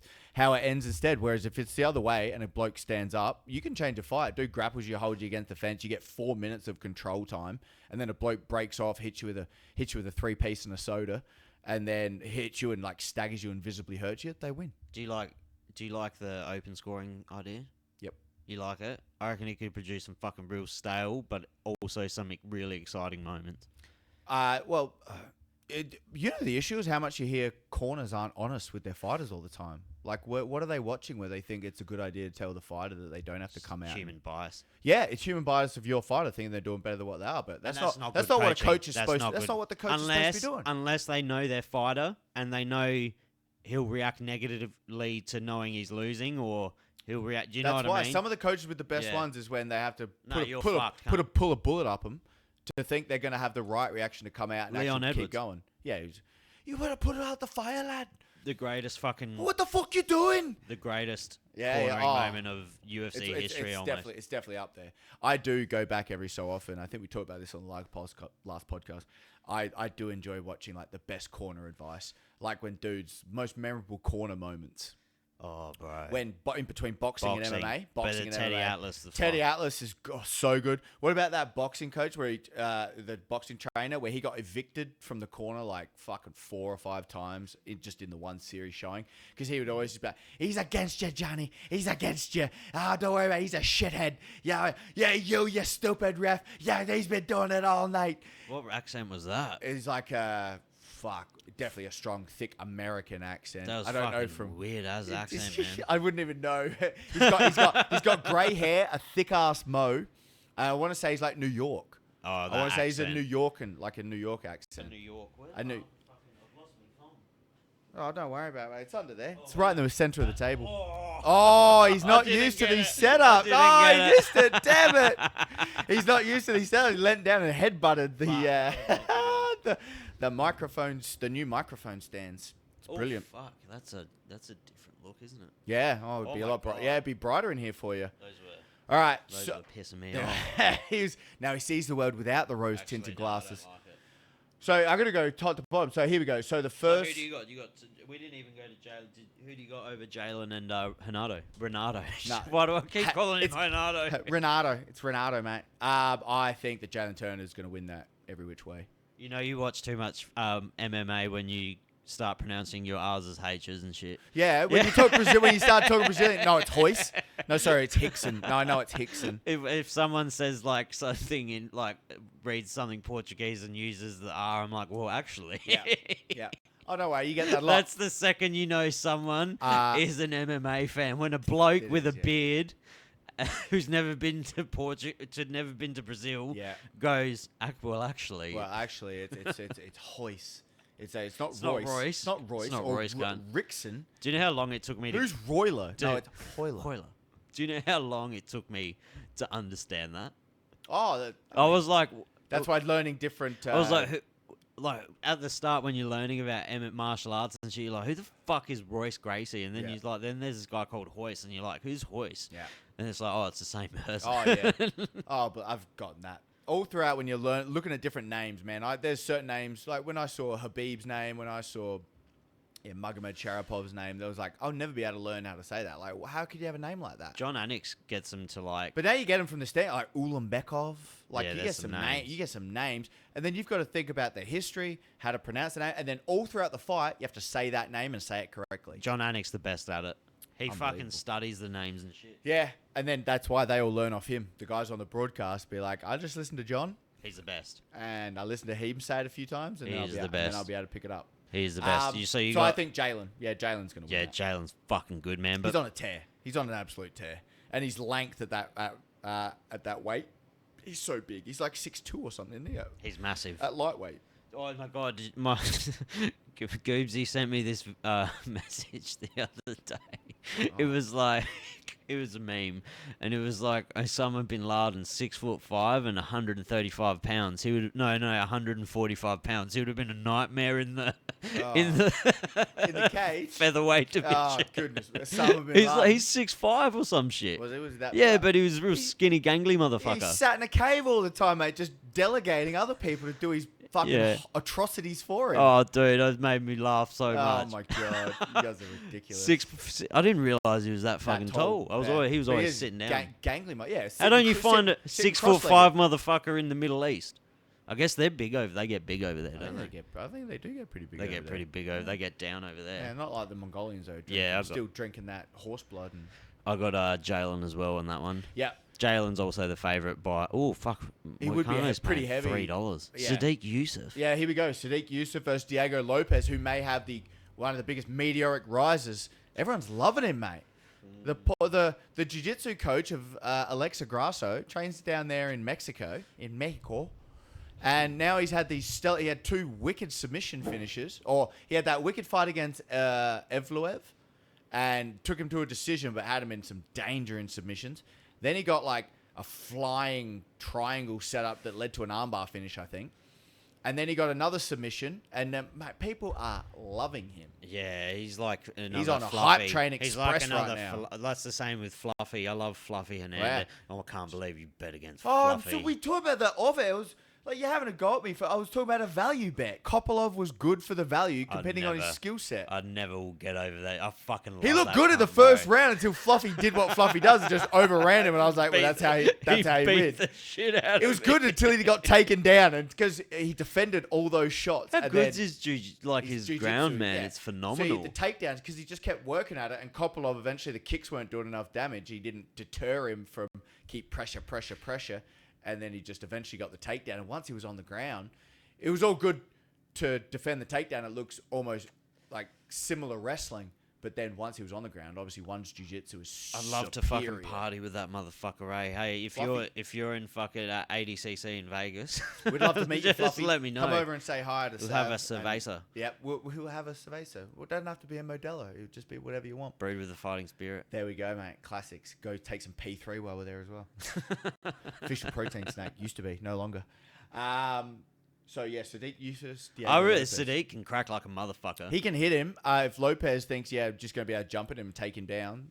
He can crack. Yeah, he's that gonna might crack. be a nice. He's paying $2. That might be a nice value bet. But Diego Lopez is a fucking weapon. Yeah. He's an absolute weapon. I like Sadiq, but look at that in the rankings. Well, this is going to break Diego Lopez in the rankings if he wins. Fight Pass prelims. Huh? No, that's the No, prelims. Oh no, that's the first fight of the first prelims. fight of the prelims. First fight of and the then prelims. Holly And Holm then Holly and Holm, Kayla. Kayla I put Harrison. that on the on the. But that's what the issue with Bo Nickel being on the main card was Oh, to the hardcores, because everyone was like, you haven't deserved it, you haven't worked for it. Mate, He's Bo Nickel. He's the next coming to Jesus over Yeah. there in America. He's Bo Nickel. They love He's him. Captain America. The next big American boy, He's the Captain America. big King Dick of Penn State. Yeah. He's their next chosen child. Yeah, they have to give him a fucking. Well, I would love. I want. They can fast track him because I all want of a to. sudden, I want with what them goes to. on, if Bo Nickel wins here and Hamzat has been forced to go to face Whitaker, and if it turns out well for Hamzat on that fight, you can fast track Bo Nickel, so you get your Bo Nickel versus Hamzat. That's the fight. And then you could put the next one for the title. That's the Bo fight. Nick will be like 8-0. I 7-0, honestly then- feel like it would line up better for the UFC though if Kamzat got the belt and then Bo Nickel got fast tracked to him. Dude, because can you imagine the Russian playoff? They can't even do it in America because Hamzat can't get into the States. But in Saudi, That's going to be... It will be in Saudi. Because that's where Hamzat's big and that's the only place he can fight. And there was obviously some very strong is relationship. that because of? I don't know. It's because he's it's mates with the Chechenian, Kadyrov, the Chechen dictator. yeah. Yes.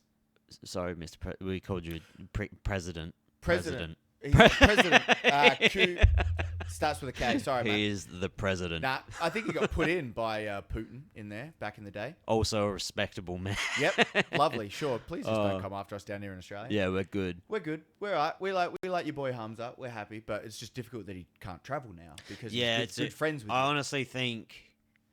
We'll get on to Kamzat and Whitaker later. Yeah, we can bring that But up. We got the whole 300 card here. I don't know. Bo Nickel definitely is shit hot. But I would love mate, to. he's got all the eyeballs on him. I feel like Kamzat's not an easier fight, but it's a more approachable fight Do you to think him than a lot Hamzat's of. hype train is a bit... Obviously, he's big in Saudi Arabia and the Arab countries. He's huge. Massive over there, right? I feel like he's almost broken into casual. But has he lost some Yeah. gloss? There's definitely, because I don't even think it's even the performance. It's just the shit talking. A lot of shit talking. I think it's the inactivity of all the time in between. He's a fucking sweet getting dude. him a He fight. seems like he's actually a really nice dude. I watched though. the whole breakdown of that thing with the girl that Yeah. runs up to him and tells him That's about she it. lost her family, Yeah. and that whole breakdown on He's what, fucking crying. what gave him his Yeah. mind to actually and how that affected him from where he came from. And he said he would always, his mum gave him, And do you know what? gave him and his brother the food off her plate and let them eat before she did. I feel like he's the first kind of Dagestani or like the Stanian, Chechen, that or from that part of the world. I feel like he's the former Soviet Union, the former USSR Yeah. Caucasus. I feel like he's the first one who's tried to shit talk, and he's relatively good at it because he's so good. Do you reckon that dude with the glass eye is going to be shit talking? I think he's gonna not win many fights in the UFC. They gave him someone. They gave him the dude that knocked out Shogun from Ukraine. They put a Russian against a Ukrainian in the UFC. It's coming up. I think they booked it on Really? that Saudi card. They did. It was on that Saudi card that got announced with Whitaker versus That's gonna Hamzat. get Dude, violent. I know. You talk about that dude, gonna get that fucking striker violent. against that Igor something. It starts with a P, and he's the dude that did the TikTok dance or the Fortnite dance after he knocked out Shogun. Yeah, and then he's had fuck. some good fights, but he's that dude from Ukraine. And They he- made a Russian versus Ukrainian fight. It's very rude when they're killing each other in Oh fuck, the man. tens of thousands. Maybe they can like use it to fucking. They've tried. Well, do you remember No, maybe they can like the fighters. Maybe they can use it afterwards. unite. Yeah, I'm not. No, there's not going to unite to fucking stop a war, but maybe they can be like, Look, this is fucked it's just up. two guys. Yeah, well, it is fucked up. It is. The whole situation's fucked up. Stop killing all the fucking children. Yeah, stop Yeah. killing the next generation for whatever stupid motives that you think is right. If you cunts want to get all of your elders, then fucking send them rifles to a field and just shoot each other. Yeah, just do that. Like, fucked up. Craig Jones. Craig Jones is doing he went to seminars. Kiev, yeah, he's doing seminars. He's where at the hotel he's staying at. 5 minutes down the road, a missile hits, blows a hole in the ground. So he got to see it firsthand. That's the first time I've seen a video from Craig that wasn't satire. That was full on, and actually, the fact he actually went down there, He and wasn't like they weren't fucking- gonna. No, You'd be rattled, but you'd be rattled. There was no celebration. He's like, should we go outside? He's like, yeah. He's like, people are walking out there. We should just go out and have a look. And then he's like, it cuts and it goes, oh yeah, and this is where the bomb hit, and it's just a fucking hole in the ground where a house used to be. Just the reality of bombs hitting you. You're living somewhere where bombs are just going off. Like he's like living with the sirens going off everywhere. I was There's talking bombs to- everywhere going off everywhere. The podcast will be out by the time this is out, but the podcast I'm going to drop, I would have dropped last week with Declan. I just did a quick 30-minute one with him while he's down just to catch up. Before he goes off to the Yeah. United Kingdom to visit the homestead before heading back to America. And we were talking about, I was like, why the fuck would Craig go there? He's like, man, it's a distraction for people. Like, it's actually probably beneficial for someone like Craig to go to jiu-jitsu gyms in fucking Kiev. Oh, yeah. We just think it's It's crazy. 'cause such he's- a morale booster. Well, because good for them. But Yeah. that's what he said. But he's going into a hot war. He's putting himself in danger. Yeah, dude, that's he psycho He shit. took himself to a hot war zone. Imagine flying in. 5 minutes from where he was Oh. fucking the hotel he was staying at, a bomb hit the You'd be ground and blew a rattled. fucking crater in the ground. At a nice hotel. At a wasn't it? nice hotel where he's not Yeah. staying in crumbs. Yeah, he's he's getting put up well, but all the money he made, it was to it can be erased real quick. Frontline warriors that was training jiu-jitsu. I don't know how you figure out who the money goes to and how you find all those details. Meanwhile, Gordon Ryan's trying to fucking raffle off his Miata. Yeah, he tried that. He did try that. He had something about, I've hit this. Oh, look how many followers I lost after I posted about border issues. It's like, well, fucking stay in your lane, mate. You don't know shit about politics. He's such a dumb cunt motherfucker, man. And then meanwhile, you got Nikki, who's you want to talk about jiu-jitsu autism. You got Nikki Ryan, who's a fucking jiu-jitsu wizard. Yeah, he and just stays quiet and plays his games. Musamechi just does He's videos the king of autism. with food puns. Oh, Loves a good food pun, old Mikey Musamechi. I wonder if he. The issue with Mesh is I don't think he plays it up to the camera. I think he he's does just either. fucking I think actually he's just like that. Like yeah. wait, he sounds like a giddy kid, mate. He's like he's talking about his prize collection. He's like he could go out and murder people any which way. He beats the best in the world at grappling and makes it kind of look simple. He's like on a different level. He's light, so it's if you're not already into it. But man, what he's been able to do. He doesn't do 80 cc's either. He doesn't know. I don't know. I don't know about. Well, surely there can't be an issue because people are contracted with one that can still compete, right? I don't know. Apparently that's the thing. Apparently it's. Well, that was an issue with Gordon. I mean, they let Gordon go. He didn't even have a match. Well, Gordon's Gordon. Yeah, well, he can asked for a lot of money and then got. I think a diver ticket or whatever he had. I feel like that. I feel like the UFC Fight Pass in invitational fucking thing they do is going to be big for jiu-jitsu. That's going to be good for jiu-jitsu. Are they paying them decent? Yeah. I imagine they're paying them. 80 cc's only 10 grand. But your seminars and shit, like, there's a lot of things that. Your name attached to the UFC. The winning price, for 80 cc. Oh, for 80 cc, yeah. That's 10 what grand. Craig said he doesn't want to compete in it for. Why the fuck would Craig compete for 10 grand? That's why, because he said he probably made 50 for the UFC or 100. Yeah. And he probably got that much exposure. He made another $250,000 from it. Probably. And then he was funny about it. He's like, then what if I win it? Then it ruins my whole marketing ploy being the second best at everything. Yeah. And I was like, that's pretty good as well. So it's interesting. He doesn't need to compete like that. No, if that's the case, and he's like, like everything in life, mate, pros and cons. If you're weighing up your options, and he's made his name, he's established. He's one of the most established.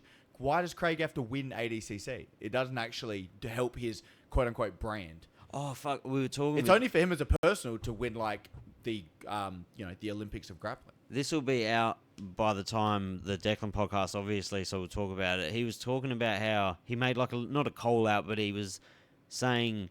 So I forgot that he would be up against. He's going to be up against like one of the favourites to win in his opening rounds. Who, Moody? Yeah. Yeah, he was saying that. Yeah. That he might get Maragall, but he was like, I want him, like in the first. Well, he's like, fish. I think I fucking can do it again. Like he's a favourable matchup. Well, if he goes in first thing, oh my god, I will get kicked out of fucking ADCC. Mate, if he has a good showing against Marigali, it's going to be fucking much like that's how Kit Dale made his name. He had a good showing at a high tournament against Keenan Cornelius. And it made Kit Dale. Yeah.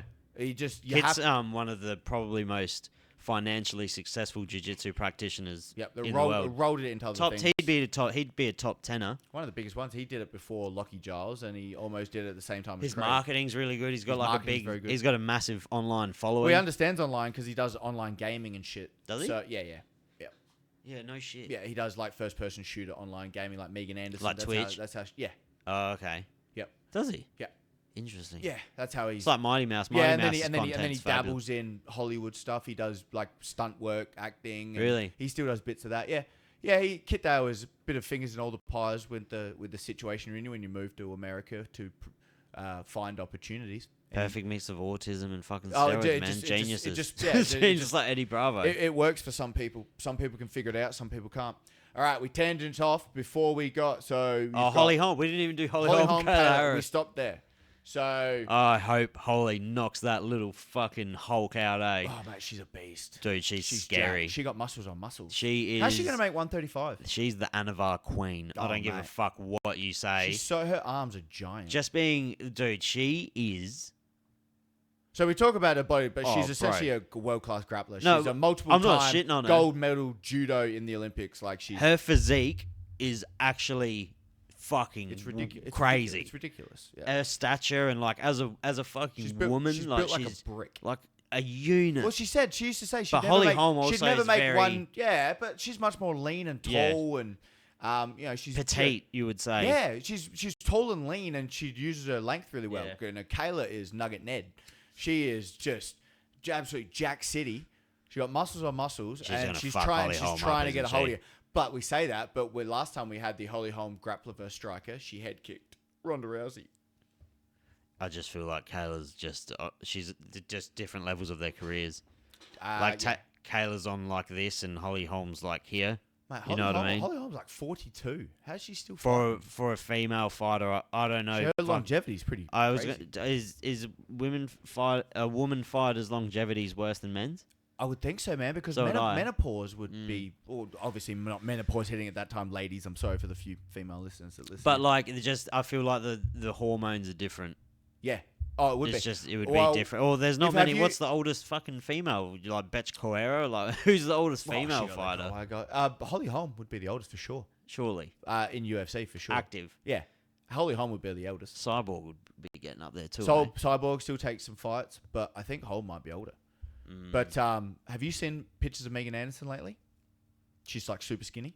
Is she? Mhm. Or does she do like the OnlyFans and shit now? No, I don't think so. She still does like Gaming some on Twitch and stuff. commentating and gaming. Oh, and is she a online commentator for like a stuff. women's league? It used to be. She used to. Have you seen an Invicta recently? One hasn't been on the UFC Is Fight Pass. Invicta was the female. Isn't show. Invicta closed I for think business? I think it may have. A couple Because years it used ago. to be on UFC. No, now they it's did no a longer few on. years ago, I believe. So she used to commentate and do cage side Invicta. interviews and stuff there at Invicta. But no, she lost a bunch of weight, and then she was saying that she was having issues keeping weight on after she stopped fighting Just because metabolism. of hormones Yeah. of cutting, Oh, really? of cutting weight. Yeah, Like, she and fucked with her I don't hormones. imagine. Obviously weight cutting's terrible for men as well, but Yeah, I so what does it imagine do for for women? females, Yeah, yeah. if you want to have children and Yeah, stuff, yeah. I don't know how good it would be for you. That is, I think that's a And big, getting that's your a big sacrifice that women should have to think. Getting well, your think of. ovaries and shit absolutely fucking blasted by body kicks can't be good for you as well. That I literally think like just cutting weight, keeping down to minimal body fat before you go in and punch on with each other. You get to death's door to try and cut to the lowest possible weight, and it causes kidney issues in men. And why would it not cause massive hormone imbalances? So basically, with women? what you're telling me is you're going Kayla Harrison by Slaughter. Yep, let's go with that. Yeah. Otherwise, Holly Holm's just going to pepper and jab her and fucking beat her over a 3 round. Which I hope happens. I don't want. Oh my god, Holly Holm's paying $4.40. Wow, everyone's hot on Kayla. She's a hot prospect. I'm going to be putting a 50 on that. Tell you that now. Oh, and then look at the next fight. Calvin Kattar versus Aljo. Aljamain Sterling. Aljo's At going to win, but I 145. wish fucking Kattar would get him. Do you reckon Aljo finishes him? Get to his back and strangle him? Oh, he's moving up. Is this his debut? No, he's already had one at 145. With Whoever he fought last time, he fought at 145. This is his second fight at 145. I reckon Do you need another one? I'm going to get up. Yeah, I can have another one. Do you reckon Calvin? I'm going to make sure these headphones, when they come off, I don't spin them. Wow, Calvin, it's a pick'em. I pick him, really? Yeah, 185 to 195. I would have thought Aljo would have been the favourite. I would think so too, but they obviously they might not think with the weight difference. Are you sure Aljo had a fight at 145? Yeah, he did. I'm pretty sure he's like they wouldn't have given him Calvin Kattar straight away. What was it? His last fight was a loss to fucking O'Malley. Are you sure? Surely. I'll have a look now. Now I have to look, but Well, I have been known to be wrong before. Aljamain Sterling record. Hey, Aljo. Sorry, ladies and gents. If we had a young Jamie to quickly pull this up, Yeah, we would. his last fight was Sean O'Malley. It was. So this Yeah. this is his first fight. I spoke confidently about that when I thought he Yeah, already Calvin had a fight. Kattar's up next. Wow, so that's why it's an unsure about the weight, and he's a grappler against a Oh, guy who's I'm a gonna really go. good striker. I'm gonna go Kattar. How's he gonna go at 145? Yeah, I'm gonna go Kattar. I mean, Kattar is good. Kattar is very good at 145. Established, very good. I mean, Fucking everyone hits can. hard. He's Oh, mate, but all I can ever think of is Kattar is the one that took the whooping from Max. Yeah, that was just Max's best night Mate, and his worst his- night. his- Do you know his what I best mean? performance, yeah. That was like just that. He was never ever gonna win 10 times out of 10. If Yeah. Max walks in the same as he did that night, He is not beating him. I want that Max to be showing up against Justin Gaethje. Max beats everyone at 145 if he rocks up like If that. he rocked up like that. Yeah. Like you said, Cater was a little more stagnant, didn't move around, didn't present as many targets, and so he could just start teeing off. Besides Volkanovski obviously beats him. Yeah. Oh, of course. But Sorry, Max. Yeah. I hope they give you your Hawaiian shorts. oh, they should. They definitely If they should. fucking give... If they give the camo shorts man. to... and the pink ones to O'Malley. yeah, and the purple ones to... who's the dude that fights? He's at middleweight. God, he got purple shorts. I don't know if they're his actual fight shorts or if they're just... not Arnold Allen. Who's the other Allen? Brendan Allen. Brendan Allen. Brendan Allen at 185. He got purple shorts? He got purple shorts. Why? Yeah, I don't know.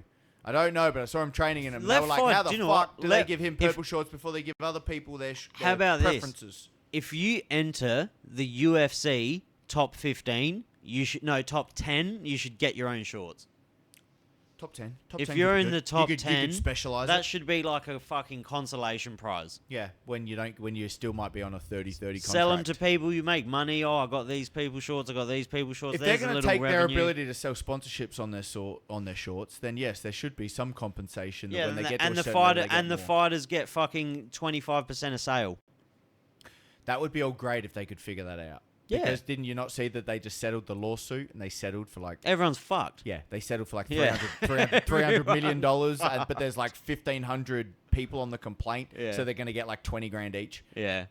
Something crazy like that. And then because they settled, it's like the monopoly still wins. So anything that happened with MMA unions in the way that other professional sports... They were trying to impose the Ali Act on MMA, weren't they? Yeah, something like that. Yeah, Roughly, I don't know. roughly, I'm not- well, not it goes versed to the in it. revenue of the company, gets shared to the athletes, and the product of the company, much like what they have at the moment is like they're independent contractors, but they can't wear. They get told what to do, told where to go. You can wear this, you can't wear this. USADA can bust into your I was room about to at say people fucking can come in 6 and do all a.m. these different things. So the power that the company had and what they were actually paying out to the fighters is on a much lower level in the professional levels in fighting, is what in comparison to other professional sports, basketballs and the footballs, and there's unions, and you can talk bad and shit on unions all you want, but you want to watch and enjoy. You want the people and the athletes that you follow to be compensated for. You watch it to enjoy them, but the marketing machine thinks you wouldn't be there fighting if it wasn't for us. No one would know you if it wasn't for us, so you'll get what you paid and shut the fuck up otherwise. Yeah. So, which it's a hard thing for them to work around. So hopefully they figure it out. It'd be nice if the fighters get paid what they're worth, considering they're the ones putting their heads on the line and limbs.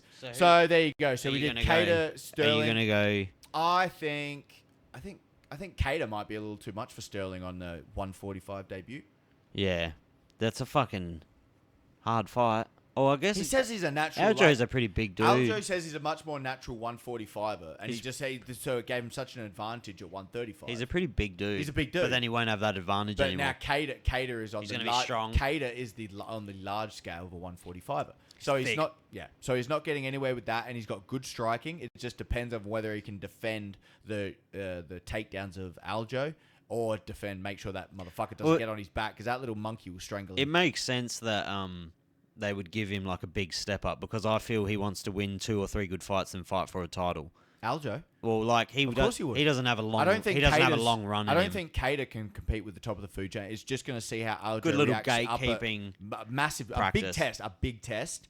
But if he gets through this, especially if he gets through it with flying colours, then Aljo can be off to the races at 145. I was thinking about this the other day. Who's the greatest gatekeeper in history? I already know the answer, but Neil who's Magny. yours? You reckon Neil Magny? Neil Magny. Do you reckon he's the best? The ever? best gatekeeper. Yeah, that's in terms what of how many up and comers they've thrown at him. And yeah, I got mine, but who is the best gatekeeper in UFC history? oh, who was it? Who would be a really good gatekeeper? He's still active. He's still for you. Yeah, for me. You think he's still active? Still active. Fuck, who would be the best gatekeeper? Couldn't compete with the top of the division, but just Is the best. knocked off all the up and comers. Nah, fuck, I just gotta stick with Neil Magny. RDA. Yeah, RDA. RDA is just a fucking weapon, bro. Yeah. If He's he so good everywhere. If he gets his hands on Paddy Pimblett, he's gonna beat the fucking shit out of You were him. saying before we started that looks like a potential matchup, and we both looked and I was like, that is bad for Paddy if they put that together. That is a awful. He will awful fucking match. murder him. I don't see where Paddy has an advantage in that fight. Nowhere. Yeah, I don't. Nowhere. I just don't think even at his age, I just don't even think that works. He's a bad. He'd have to come out. He'd have to come. I motherfucker. mean, I could have been shocked before, but Artie- I just look. It doesn't look like a winnable situation for He Paddy. has one of the fucking wildest records to read ever. Oh, who he's fought against? Yeah. Oh, the top of the food chain, like across 2 divisions. Dude, he has one of the most impressive resumes ever. Just even losses, like... Wait, did he go down to 145 for a little while? Yes. Yes? Yes. So they got 3 divisions. So he does 145. No, did he? Well, yeah, that's why did How he? the fuck did he make 145? Because he beat Pettis, but that was 55, and then Pettis went down. I really feel maybe he like you're didn't. not lying. Yeah, but why do I feel like he went down and had a few fights about 45, but he was just so small and Yeah. just so drained. And then he had 55, and then he was having good, come up and fought 70s. And was having good showings against 70s until he got top of the food chain and ran into a prime Colby. I'm telling you, he's And- the greatest fucking gatekeeper man of Well, all he time. first, did he lose to him, though? He fought Robbie Lawler at 170. And threw like Yeah. a 50-punch combo at him against Yeah, the he fence. did. And Robbie rolled like most of them, but that fight was nuts. Him and McGregor would have been phenomenal. And they never put it. He was the whole red panty night. Him and McGregor would have been fucking phenomenal. He's been around for so long, RDA. Wait, wasn't he supposed to fight RDA, then he fought Chad? No, he was supposed to fight Aldo, and then he fought Chad. Did Aldo pulled out due to Aldo injury? pulled out due to injury. Okay. No, but then he at the time, RDA was the 155 champ. Yes, it was when he was going And to go that's when up, he was and gonna then go that's up. when it changed because then Yes. RDA lost to Alvarez, and then Conor Yeah, fought correct. Alvarez, and then put on an absolute masterclass at Madison Square Garden. All right, so oh fuck, I just lost it. You absolutely. I got it up weapon. still here. So Cater then- Aljo is. I'm going Cater. Yeah, I think Cater. If Aljo comes out and beats him, then he's off to the races. So Yuri and Rakic. We're was not next, sure. Yeah, but we're you not. said They're some not sure if shit. that's going ahead. I thought I might have seen something that maybe Rakic pulled out or got an injury, but I would think Yuri would win that. So I'm just looking at the odds on my phone, by the way, guys. I'm not being rude. I'm just looking. no, we're just trying. I'm looking at fight cards. Oh, So no. Oh no! Oh. Wait up! No, you keep going. hold it up. I'll keep going then. So we've got to the main event, and the controversial topic a little bit was that Bo Nickel, with all those banger fights that were on the Fight Pass prelims and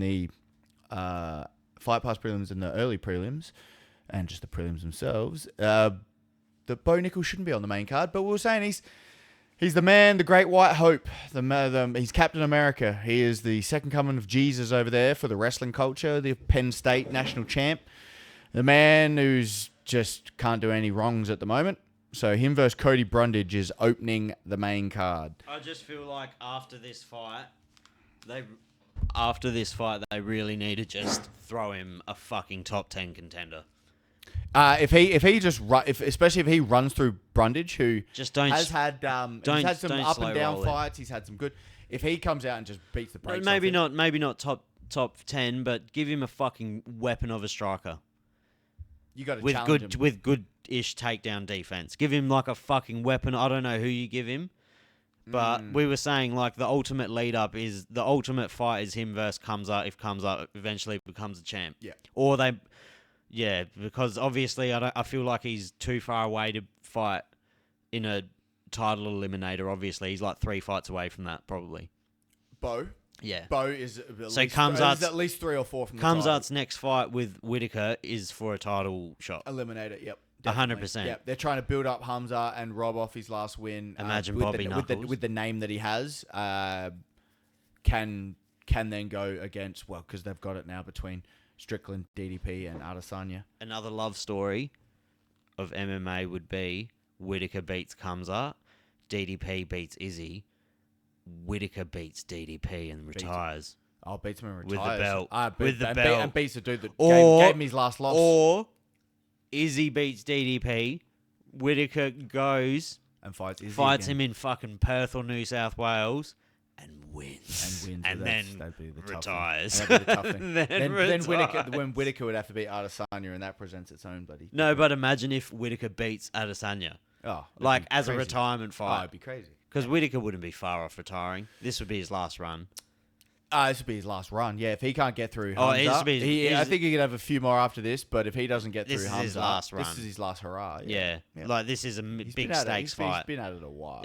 He might keep fighting, but he won't ever have the opportunity to fight for a like you title said, again. It would be his last run to get I'd be through. very like surprised. Last run where he's been top, and then they'll give him good up and comers and good tests. I'd be they'll make him off very his name. surprised if they fucking did that to him. Yeah, he's still very good. It's just don't get caught in the fire with those guys. So Bova's so that goes. Yeah, I got Bo fucking first round knockout probably or some weird shit like I that. think we'll just see what Bo does to him. Pounding. Ground and pounding. Yeah, or whether he hurts him on the feet, and then because Brundage is a bit of a wrestler, so I was like, he's not great on the feet.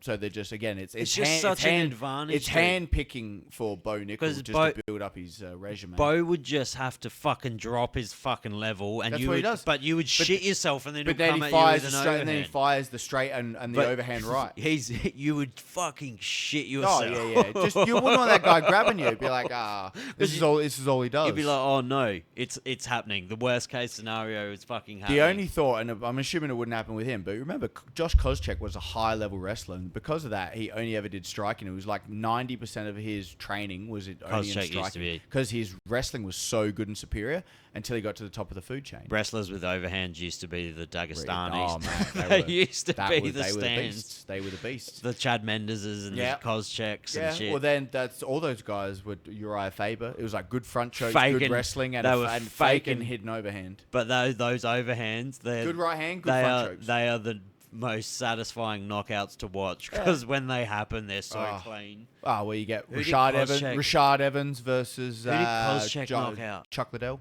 Who did Koscheck knock out? He fucked him up. Oh, he had some great fights with Woodley, Koscheck knocked out a few people and he starched them. Didn't he have really good fights with Woodley? Woodley knocked him out. beat the shit out of him, but they were like Woodley knocked really him out good where he shape. fell down and like staggered where he's in like a squat position as he was out cold. It was weird. Maybe that's what I was thinking of. Yeah. Koscheck had big overhand like punches and knockouts on people. So you got Bo pretty much. I got Bo however he wants. Yeah. Next one. So Charles Oliveira, Arman Sarukian. Charles Oliveira bet the fucking house on it. He's paying $275.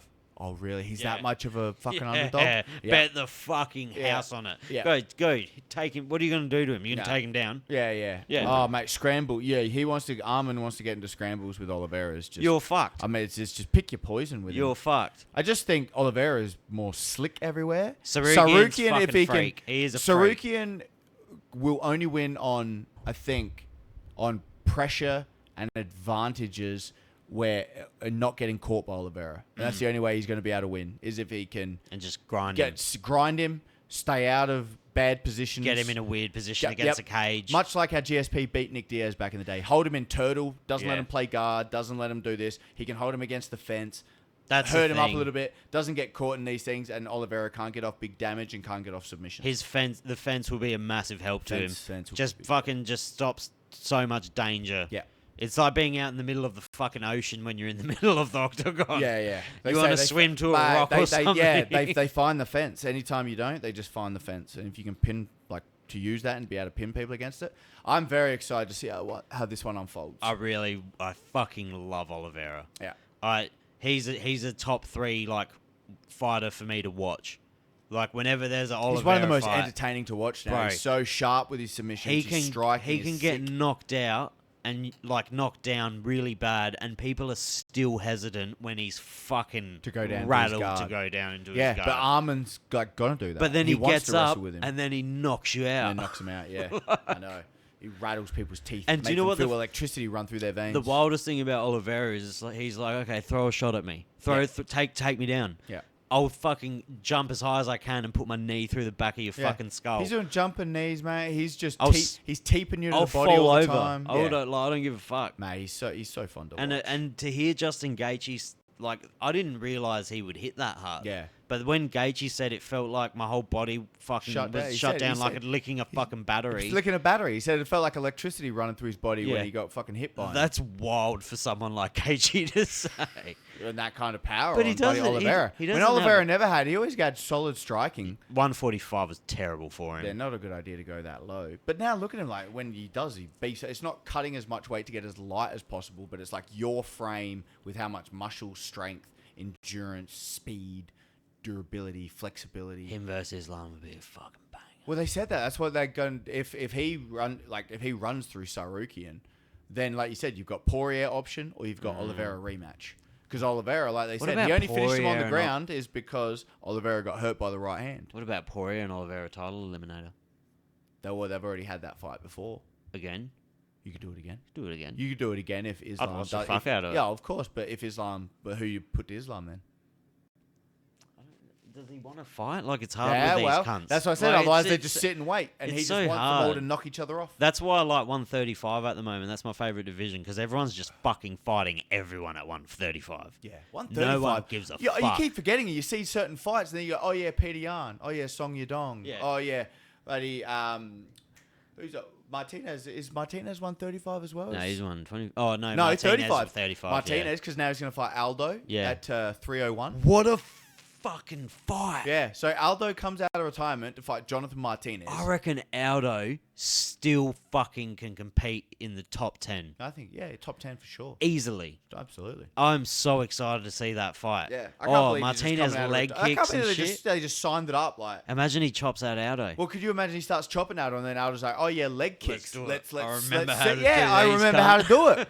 Could you imagine finally we get to see Aldo leg kicks come back because Martinez starts chopping him away? He had terrible hips though, didn't he? Yeah, it was something fucked up where He he used stopped. to play had to stop soccer it. very Yeah, competitively yeah. and shit. It's not good for your hips. Not good for your hips, not good for your knees. And getting like smashing people in the legs, like using your leg as a baseball bat. yeah, isn't throwing your fucking bones, ideal. as whipping your hip as hard as you can. Sarukian or Oliveira? For you, because I'm going Oliveira all day. I'll never fucking bet against Oliveira ever. I mean, He's a freak. for some reason my head thinks Sarukian, but I want Oliveira to win. Yeah, I don't know if I'm, but it's just like you said, it's. I He could feel be like winning fucking. I feel like Sarukian can stay out of. He's like, got to make it if he boring. doesn't get caught on the feet, he stays out of danger. He'll want to grapple with him, and he can stay out of most submissions. He's got to make it boring. I think so. Yeah. Boring-ish. Yeah. Because when shit gets I exciting... want to see. I want to see these grappling exchanges. I really want to see them. He could- I want to see them scramble on the ground. He could come out and knock him out. Oliveira, gets rattled. Yeah. It's just landing the follow-ups. Sarukian has some good strikes. He's got some good with, especially with his rear kicks. He's thick as fuck. Yeah. He throws good power, but that'll be. I'm very much looking He's forward to that. thick as fuck. So you got you got My head $1,000 says- you're betting Sarukian. Yeah, I'll go Sarukian. Yeah. And then we come to The BMX. Max Holloway's memorial. Oh, come on. I really want We've Max got to to believe do he's got well. a chance. No, I think he has a chance. It stresses me out of I know how much damage he can absorb and I know how much damage Justin Gaethje can put out. Yeah. So I feel like that's just a recipe for fucking disaster. Yeah, it's if you're a fan and a friend of Max, you'll be like, oh, come on, man. I just like I said, It's hard to watch fights like that because obviously if I'm watching two up and comers on the prelims and they're fucking throwing down and someone's copping the shit, I'm like, fuck yeah. But Yeah. then as soon as it's like Max Holloway or like a Tony Ferguson, Yeah. you're like, stop the fight. yeah, you see him just getting butchered. You're just like, Stop the don't keep going, don't keep going. But do you know what? You have to give these fucking dudes a respect. Like, don't fucking. They Don't want to step go in there and out. Stop either. Let him. And he's one that does it. I remember the Poirier, and he's pointing to the ground. His cheeks are all puffed up. He's taking some hard shots, and he still just walks there and be like, "Yeah, we're gonna go. We're gonna keep throwing down." And that dude's never been dropped. He's never been put away. He's never been finished, Max. So Gaethje's gonna have to come out and be Gaethje. And I just hope Max at his best. If he's slick on the feet, combos going together. If his power's decent and he can actually hurt him, What's the odds stay on away. that? Stay away from the leg kicks too much to not hinder his movement too much. Max He's not can paying have that some good much. performance, but It's not. I think the odds are in Gaethje's favor. Yeah, but it's not crazy. Max is paying $2.80. Yeah. I wonder. Yeah, that makes Method of victory. Justin Gaethje by KO is paying $2.18. There you go. But That's pretty $2.18 fucking low. for a knockout for a That's bloke that's pretty never low. been knocked out in a 3-round It's fight. pretty low. Wow.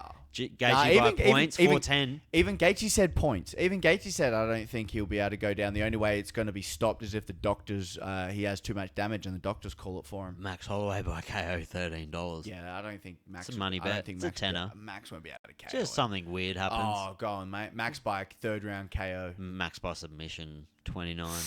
Catches up that neck How in a about scramble. method and round combo?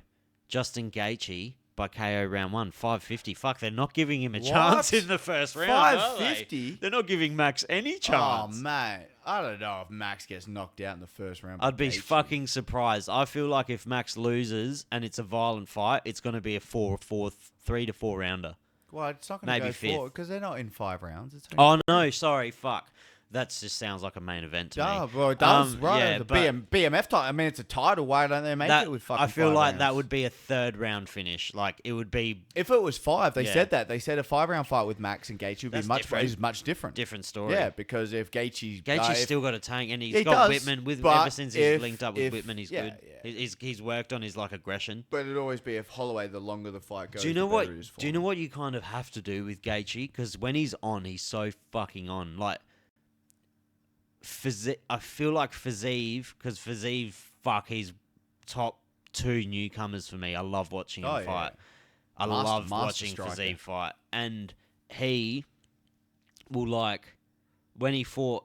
He said he was throwing better combos at Gaethje, but Gaethje's power, he was just like, Yeah. that motherfucker hits Hits like her. a Mac But truck. I feel like he turned it into like a strategic. It was a war, but it was very controlled. We said that, controlled chaos. When But- you can create controlled chaos and you thrive when other people are freaking the fuck out, that's when you thrive. I feel like with Gaethje, you got to lull him into old habits. Yeah. You got to be But like, he's- no, those- let's kill each other. Those old habits are old now. He doesn't really fight like that Yeah, anymore. but that's what I mean. You have to kind of You have to fucking pull it out of him. pull it out of You have to him really so he pull it out. makes a stupid decision. You have to knock his head a little bit more for him to go back to make stupid decisions like he did where he didn't wrestle when he against... fought when he When he fought Poirier the first time and he didn't wrestle after yeah, when just he was slanging hurt. and fucking banging. When he was slanging and throwing punches, when he had Eddie Alvarez back in the day, he had him super hurt, and then Michael Alvarez Johnson. ended up finishing. Michael Johnson, he finished. But Michael Johnson fucking almost Cracked him. knocked That him was his out. first fight in the UFC. Almost. Oh, yeah. Gave him that stanky leg. Gave him Yeah. that little leg wobble. But fucking, yeah, I feel like a path to victory with Gaethje at the moment for the best one for Max would be to just turn it into like almost maybe a dogfight. Yeah. He just said pressure. He can't If be, you can eat he his can't be punches a slow bit. with his pressure and try and download it. Yeah. Hopefully he's a little bit quicker than Gaethje if he wants to have a good chance at it. But Actually, that's probably terrible advice because I feel like in a fucking old school Western shootout, Gaethje's gonna floor Max Holloway. Oh, it's just if they go punch for punch, it's Gaethje all Actually, day. I retract my statement. Yeah. That's a terrible Yeah, idea. if This they is go- why I'm not a coach. I'm like, imagine me as a coach. All right, Max, you need to go out and just swang and bang. Max is like, I don't think I like that. I got better movement. No, you know. trust me. Just do Slang and this in the bang. middle of the octagon. Yeah. Just point of, yeah. What you did Oh. against Lamas, we don't do that again. Imagine it's a bit of a war. Imagine it's a war. It's 2-2. I can see someone getting cracked and they just like, yeah, come on. And then you That's start what being I like, mean. Oh, let's go. Imagine it's Yes. 2-2, a minute to go, and Gaethje looks at fucking Holloway and he's like in the middle and Yeah. fucking, oh Holloway- my Holloway god, wouldn't that be able gives to me contain it. If goosebumps. Gaethje called it as well. Do you over reckon we're Holloway. gay? Why? Because we like to see men like want to go at it with each other. Yeah, dude. Yeah, dude. Yeah, dude. Do you think? No, I don't want to try and think of fighting as homoerotic. Well, 'cause I- jiu-jitsu's a bit gay. Well, we're keeping it gay, mate. Much like Craig Jones says with his famous What tie-dye was- shirt. What was a merch idea that we just had literally before you came? I was talking to this dude and he's like, we were talking about jiu-jitsu being gay because he does jiu-jitsu, and I was Right. like, he's like, it's only gay when you shrimp the wrong way. Oh, yeah. You present your ass. Yeah. Yeah. Yeah. Turning away to get your hips back compared to turn into them. And you're never supposed to present your back. First rule of jiu-jitsu, don't present your back. Yeah, but First rule of life. yeah, fucking hell, that's so funny. But it's just so funny talking about like Oh, well, It's- combat it's a sports ma- are a different one because it's so... MMA. People that come from the out is so aggressive. Like, they're beating the shit out of each other. But then once you know, that we get to the point where it's like, keep jiu-jitsu gay. It's advanced hugging. It's like... MMA is Days of Our Lives for the boys. Oh, yeah. The drama of it Oh, all. the We love drama. it. We love it. The drama's fucking so Hey, good, you man. get on the fighting X. The Nothing- MMA X is Nothing gets me more pumped than when someone comes at someone on social media with fighting. Mate, we've forgotten, but what about Ian Gary and how Oh my it all God, just wasn't fell that away? so fun? It was It was fun. Then he had a boring ass fight. Now no one gives a shit. The Sean Strickland era. Oh my god, when the Sean Strickland shit was when he was like kind of blowing up. Oh, it was so fun. He was saying the most outlandish shit. Yeah, he was. God, he was fun. Yeah, he was fun for that. I feel like that it's not 6 over, months. but I feel like his rise was phenomenal. The fact he beat Izzy as well. When he was on Joe Rogan and he's like, when I was telling listening, some real stories. when I was listening to it, I was like, oh, he's actually like probably has psychotic traits. Like he's fucking. he's got a crazy. he's got a dude. bit of psychopathy. Yes. I love it. Of course you do. I want to spar him in Vegas for a video. Oh, that's not a good idea. Oh fuck, do you Yeah. reckon? You gotta sign that waiver again. Yeah, he'd probably he wouldn't be the type to not fuck you up, eh? Nah, he'd fuck you up. That's right. He'd go, yeah, it's fun. Let's Do you go. reckon Bang. I'd be able to hit him? No. Not And once. if you do, you might like brush off his shoulder. You don't reckon You'd be able to hit him. Do you reckon he'd let me? Not clean in the face. No, You don't reckon? he wouldn't let you. No. Not even like Nah, one. I don't think so. Come Not on, you, man. you seedy character, mate. Take one look at your face, listen to your accent. He goes, "You Aussies, mate." Oh, I'm Actually, a wog too. Yeah. He'd fucking wouldn't like me. No, he wouldn't like me. He wouldn't like me. Oh no. Oh, what was it? Where we just? Oh, I can't remember. We were just about to. I was about to fucking say something before you started talking about Strickland. I can't remember now. Strickland. What were we Yeah. talking about before that? I can't remember. Either can I. Nah, it's all right. We tried. So you've got that. So I hope the best for Max. The best version of Max, if he comes out and has a stunning performance against Gaethje, it's gonna be a fucking barn burner of a fight when he doesn't go down. The next one's pretty easy for me. Yeah. So Zhang Weili versus Yan Xiaonan. Yeah. Yeah, I think Zhang is. You think Yeah, Jane? yeah. Zhang's just. She's a fucking weapon, Yeah, man. yeah, she's a beast. She's And the- Yan's the queen of China. Yan Xiaonan is, and that's why the two Chinese chicks they're gonna go at each other. You know, a lot of China's gonna be watching. I love that she learned China. English, like her English. China. China. Oh, Trump's talking about him. Oh, Trumpy. Oh. He's got a lot going, mate. He's getting indicted. He's going I'm through so lawsuits. excited for the fucking election, man. All they we talk should do about- a live stream of the Oh, polls. Jesus. We should do a poll live Let's stream. not. But every vote you reckon that has been like fiddled with, we have to drink. Oh, Any we state. get fucking hammered real quick. How is it? Like, it just shows you the media bias again, though, because that whole statement was like it came out and it's all on the news and the Google headlines are all Donald Trump calls for a bloodbath if he doesn't win the election, and he was like, no, it'd be a bloodbath if you let Mexico open these manufacturing factories. Or that China wants to open in Mexico, and with it, by bypassing all the tariffs, he goes that'll lead to a bloodbath. But how they can just skew it because they don't want him to win. This is what we talked Do about people before. still It's all- take American politics seriously? I think people do, man. I think people buy What into the it hook, fuck line, and has sinker. Joe Biden ever done? Like, what has he done? Ever done? Well, he's had a long political career. What's he done that's good in the last 4 years? I can't tell you. Yeah, I don't know. The best thing that's come from Joe Biden's the fucking memes. Not shitting himself. Yeah, He's- the memes. yeah, I don't know. The fact that he remembers to wake up in the morning. And He has post-it notes. He has topic discussions that he has to make sure walk he to the hits. left. Yep. Guide Breathe. this way. Yeah. And he has a breathing apparatus. And that's the for him. leader of the most powerful country in the world. You know the issue with all that. Another Lex Friedman podcast, and we won't get into it tonight because it's way too deep. But she writes about secrecy and government organizations. Annie Lederman, I think's her name. She's written about the latest one's about nuclear war and the realities of nuclear war and Yeah. how much America and Russia and China and the superpowers that have the weapons, what the protocols are amongst those countries, how many the timeline for it goes from explosion and how that affects the area to nuclear winter to atmospheric issues, and they know the timelines and how many billions people die from that, and they all thoughts of mutually assured destruction and all these agreed upon ideas, and how submarines play into that and the silos, and they can't be hacked because they're still on analog systems, so they're on outdated systems. Yeah. But how the president and he is the final arbiter that can say yes, push the button to launch a nuclear if they think there's going to be an issue. So at the end of the day, when you say he's a decrepit old man, he's fucking can't remember what he's supposed to be saying in his post-it notes to hit his hot button topics when he's making a speech. He still is the final word for if they come to him and say, we're getting notice right now, Mr. President, that Russia has launched a nuke. They haven't informed us that there's going to be a practice test. We have 6 minutes to decide before it hits us that you have to launch countermeasures and then launch a deterrent strike. and you leave that to him. And then they just That's fucking play that song. You whatever. The America.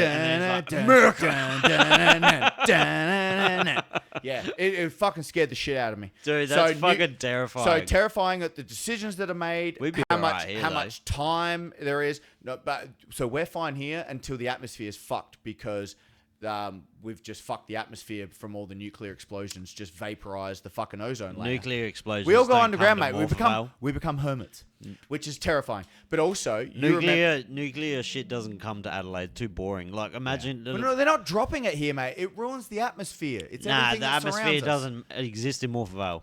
There's so much meth we already and weed had it in the sky, just fumes. That's the air. It's like different. It's like a bubble. You're like temperature to fucking atmosphere. It's different. The southern suburbs of South Australia is just covered in this finite layer of fog. Of We fog. call it a haze. Yeah, the Adelaide haze. It's the meth haze. The or- meth haze. Oh Jesus. And it's just that there's that much hydro shit going on Oh. down here. we got a lot of farmland to bloody grow that stuff. in, not it's to mention fucking. backyards. No, we'd be fine. I don't reckon a nuke would penetrate Morpeth Vale. So yeah, but nuclear war and winter is terrifying. So there's that. But then this chick, so we know conspiracy. We've talked about it. They're fun. So she's written books. She's gotten the documents. Got the documents. Alex Jones. But no, she's an investigative journalist. She's been writing about this for 40 years. This is a whole thing. She's written a book called about Operation Paperclip. Which is, really? Yeah. She has a whole book on it. It's on my Audio? Booktopia wish list. I hope so, because I'm going to get on it. She's got about 3 or 4. Because what is the other one? Order, Kill, Vanish. So all about paratrooper military. That's fucking So dope. just drop in like Halo jumps where it's high altitude, low option. So you're fucking jumping, pinpoint down, bypassing radar to go in for like high prime we were suspect talking targets. about that with But that. they do it. Vince- This is all shit that is like, this is what governments do when there's already targets. And she's writing about it from people that have fucking can speak about it now, that do it, that have done these things. And it's like, you think it doesn't happen, but they're done. And they can. There's some bad There's some motherfuckers bad out there, man. people out there that do some, and there's some bad ideas that get thrown around, which get very close to getting passed through. In a fight to And the it's so rare, and there's been so many times throughout history that, and she writes about that, we were so close to getting fucked up. Fuck yeah, you and there would was be. one wrong move, one wrong turn away where the world was fucked. And just how weird that we can keep it all together. And we're just fucking playing PlayStation 1 and 2 and shit. Just trying to keep it together over here, just trying to live a life. Meanwhile, there's people with nuclear option. Like, we'll just blow the world apart. It's fucking nuts. What fight sent us on that tangent? John Wei Lee, John China. Wei Lee is... no. Oh no, Not necessarily. That's a coincidence. It was a coincidence. It's just I got on conspiracies, I think, with China because this chick Annie Letterman, she's been on. She does a 3.5-hour podcast with Friedman, and he's good with these things because he's asking about secrecy, and she's talking about paramilitary groups, like real conspiracies, options that presidents have, people that covert operations, different military groups like the Delta forces, and what people are actually done, and it's like. Wow, people operate on a different world, man. And there's a cabal that happens around us. There's layers to reality that we have no fucking idea about. Yeah, and man. the world turns on these things and we have nothing Some to say about fucking it. Team America shit. Mate, fuck yeah. Motherfucking D, yeah. But you got Zhong Wei Li. I got Zhong. Yeah. Yeah, she's going to get it. And then, the main event of the evening. Probably the Schedule. Oh, dude, the odds aren't fucking Really? Jamal's come up a bit? 215. Wow, really? Jamal's Yeah. only 215? Yeah, I thought he'd be at least like 350. Pereira's gonna Ooh. fucking murder him. I would have thought it'd be about 3-1, yeah. I'd say. Yeah, you don't see a way for Jamal. I really don't see a way for Jamal to win. What's he gonna do? I just said athleticism and you laughed at me, saying he's not athletic. Well, he's obviously athletic. He's in the fucking UFC. I just don't think he has It's not a prime trait. that much of a gift of athleticism to beat Alex Pereira. I just Yeah. don't think so. At a striking fight, because Yeah. in a striking fight, he's not gonna. Well, he beat knows what's coming. He knows what everyone's saying. He thinks he's got the skills to do it. How's If he's- his foot? How's if- his Achilles? if he's dumb coming enough- back, he's coming back quick off that Achilles injury. If he's dumb enough to stand and strike with him, he's gonna stand, he's strike gonna with him. get fucked No, up. He's gonna stand and strike with him. He's He gonna- doesn't have too many other options. He could fucking try and wrestle. He him can to try, the no, but he's cage going or to try. something. He's going to try and piston right hand him. He's going to, but usually he sets up his strikes, try and set up his kicks. It's just going to be tough going kick for kick, blow for blow with Pereira. Oh, it's going to suck. Yeah, but he knows that. He knows he's going to have to eat leg kicks. He thinks that everyone thinks that he's going to buckle under the kicks and he's just going to turn and fucking try and get away. And do you know what fight I reckon they should make if Pereira wins? It's crazy. What is it? Aspinall. Oh, they were trying to do that for. I reckon around the he could. 300. I reckon he could go to heavy. Aspinall. He's a big motherfucker. No, Aspinall's giant. huge. Aspinall's giant. I reckon that's a fun fight. I think It's fun. I think Aspinall's way too First big. triple champ. Yeah, that's. I mean, they could do it just for that. But First interim, but still triple champ. That's triple champ status. Alex has taken all this and run. He with deserves it. Yeah, I was about to say he's taken all this in his stride and run with it. The I reckon fact he that deserves it. He had such a meteoric rise from kickboxing to come into MMA and to have the. It sounds performances he's crazy. had. It sounds crazy, but if Pereira's a big motherfucker. Pereira's a big boy, yeah. But Aspinall's He was a- fucking he was a a- natural. he was a- yeah. Aspinall's a natural Pereira heavyweight. was a but giant at middleweight. But weirder He's a things have good happened. sized light heavyweight. And look at how long John Jones took to try and bulk up to get up to fight the elite heavyweights when he had the skill set that he did. Well, and would- he's got a bunch of wrestling talent that he doesn't really have to fall on too Would often. you give Pereira more of a chance against Aspinall than you would have Holloway against Poirier? I would have thought Holloway had a better chance against Poirier than what I Really? would think Aspinall. What I think Pereira has against Aspinall. You just think he flattens him, I flattens him out, think- and beats the shit out of him. I think Aspinall, if he starts laying some punches very proper, good. he's good and he's quick. Do you reckon he beats Jones? I mean, he thinks he does. Do you reckon he does? I think he could hurt Jones. Like, he could hurt Jones quickly on the feet, and Jones is like, oh, fuck. And he won't just be able to take him down and wrestle and be like, oh, I'll just get this to the ground. It won't be that easy with Aspinall. Do you reckon he? Well, like, you got $1,000. Oh, fuck. Yeah, I'd have to. The safe bet would be Jones. I think safe bet would be Is Jones. Jones favourite in that fight? I reckon they'd make it a pick 'em almost. $1.85 Because of what he did to $1.90 because of what he did to Pavlovich and the fact that He's a bad the ground motherfucker, game man. of Aspinall is actually a lot more solid than Pavlovich. Is a lot more Jones is solid than a lot more of the other Jones heavyweights. is really good. Oh, of course he is. He's of course so he is. good. People forget how Of course good he John is. Jones He's the is, greatest. man. He's the best. I don't just whatever you want to fight, Stipe. Yeah, he just wants to get out. I mean, stop hanging around and just the whole like you're the best. Like, why risk it? He Why wants would to why box. would he? Why He'll would he box? He'll box why- someone. Yeah, why would he risk a fight against Aspinall? He Like, boxes Ngannou. Nah, he wouldn't take that. Nah, Ngannou would fucking Murder I think him. Ngannou would fuck him up in a boxing fight. Probably. I don't think he has the strategy like Jones is. It's his clinch game with his length and striking that makes it effective. What about boxing with elbows? That's a fun sport. Well, you just That would be a fun You're just sport. making up your own sports. Wouldn't now, that be mate. fun? I mean, you could. Isn't that like Lethway? No, left way you can kick Oh, you can headbutt as well. and headbutt and claw. I don't know if you can claw. Maybe that guy that got let go from the UFC can fight Lethway. He and thought just he was bite doing, he him. got Yeah, hit that hard. He thought he was in a doing Lethway Lethway. fight. He thought he was over in Thailand again getting those practice fights before you make it to the big show and then you get cut after one fucking fight. That's a brutal sport. What a fucking nightmare What's for that that bloke. Lethway fighter that was on Joe Rogan, the I don't know, bold one? he was like 6-time champion, right? Yeah, And- freak. Yeah. Smart guy, though, Yeah. which is very strange. Fair for Lethway. Yeah, you you- get into the most brutal sport. Like That's one of the most things where violent. most things are legal and it's like how hard I can hit They you wrap with my their hands strongest with bones. ropes.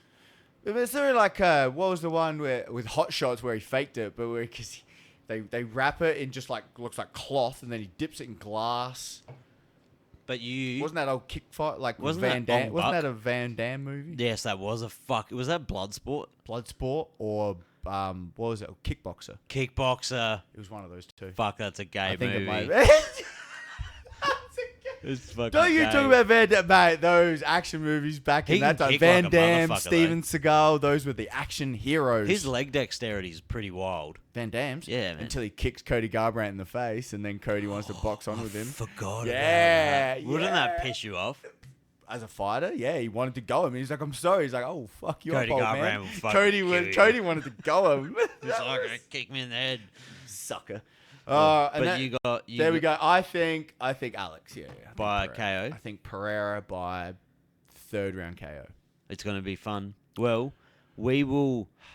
We actually got to get you on a fucking Fight Companion one day. Fight Companion would be good. There's a big number coming up for you, which we're talking about trying to get a episode 100. little group of us together of all the regulars around here, mate.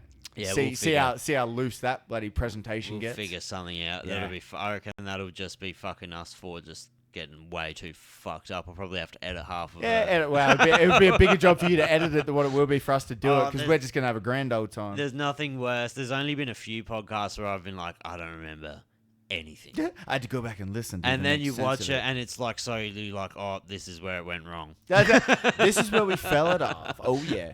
But anyway, thank you very much, mate. It was a pleasure always breaking down, and we'll see you and we'll do it again. Thanks, bro. Awesome, mate. Love you. Happy Easter.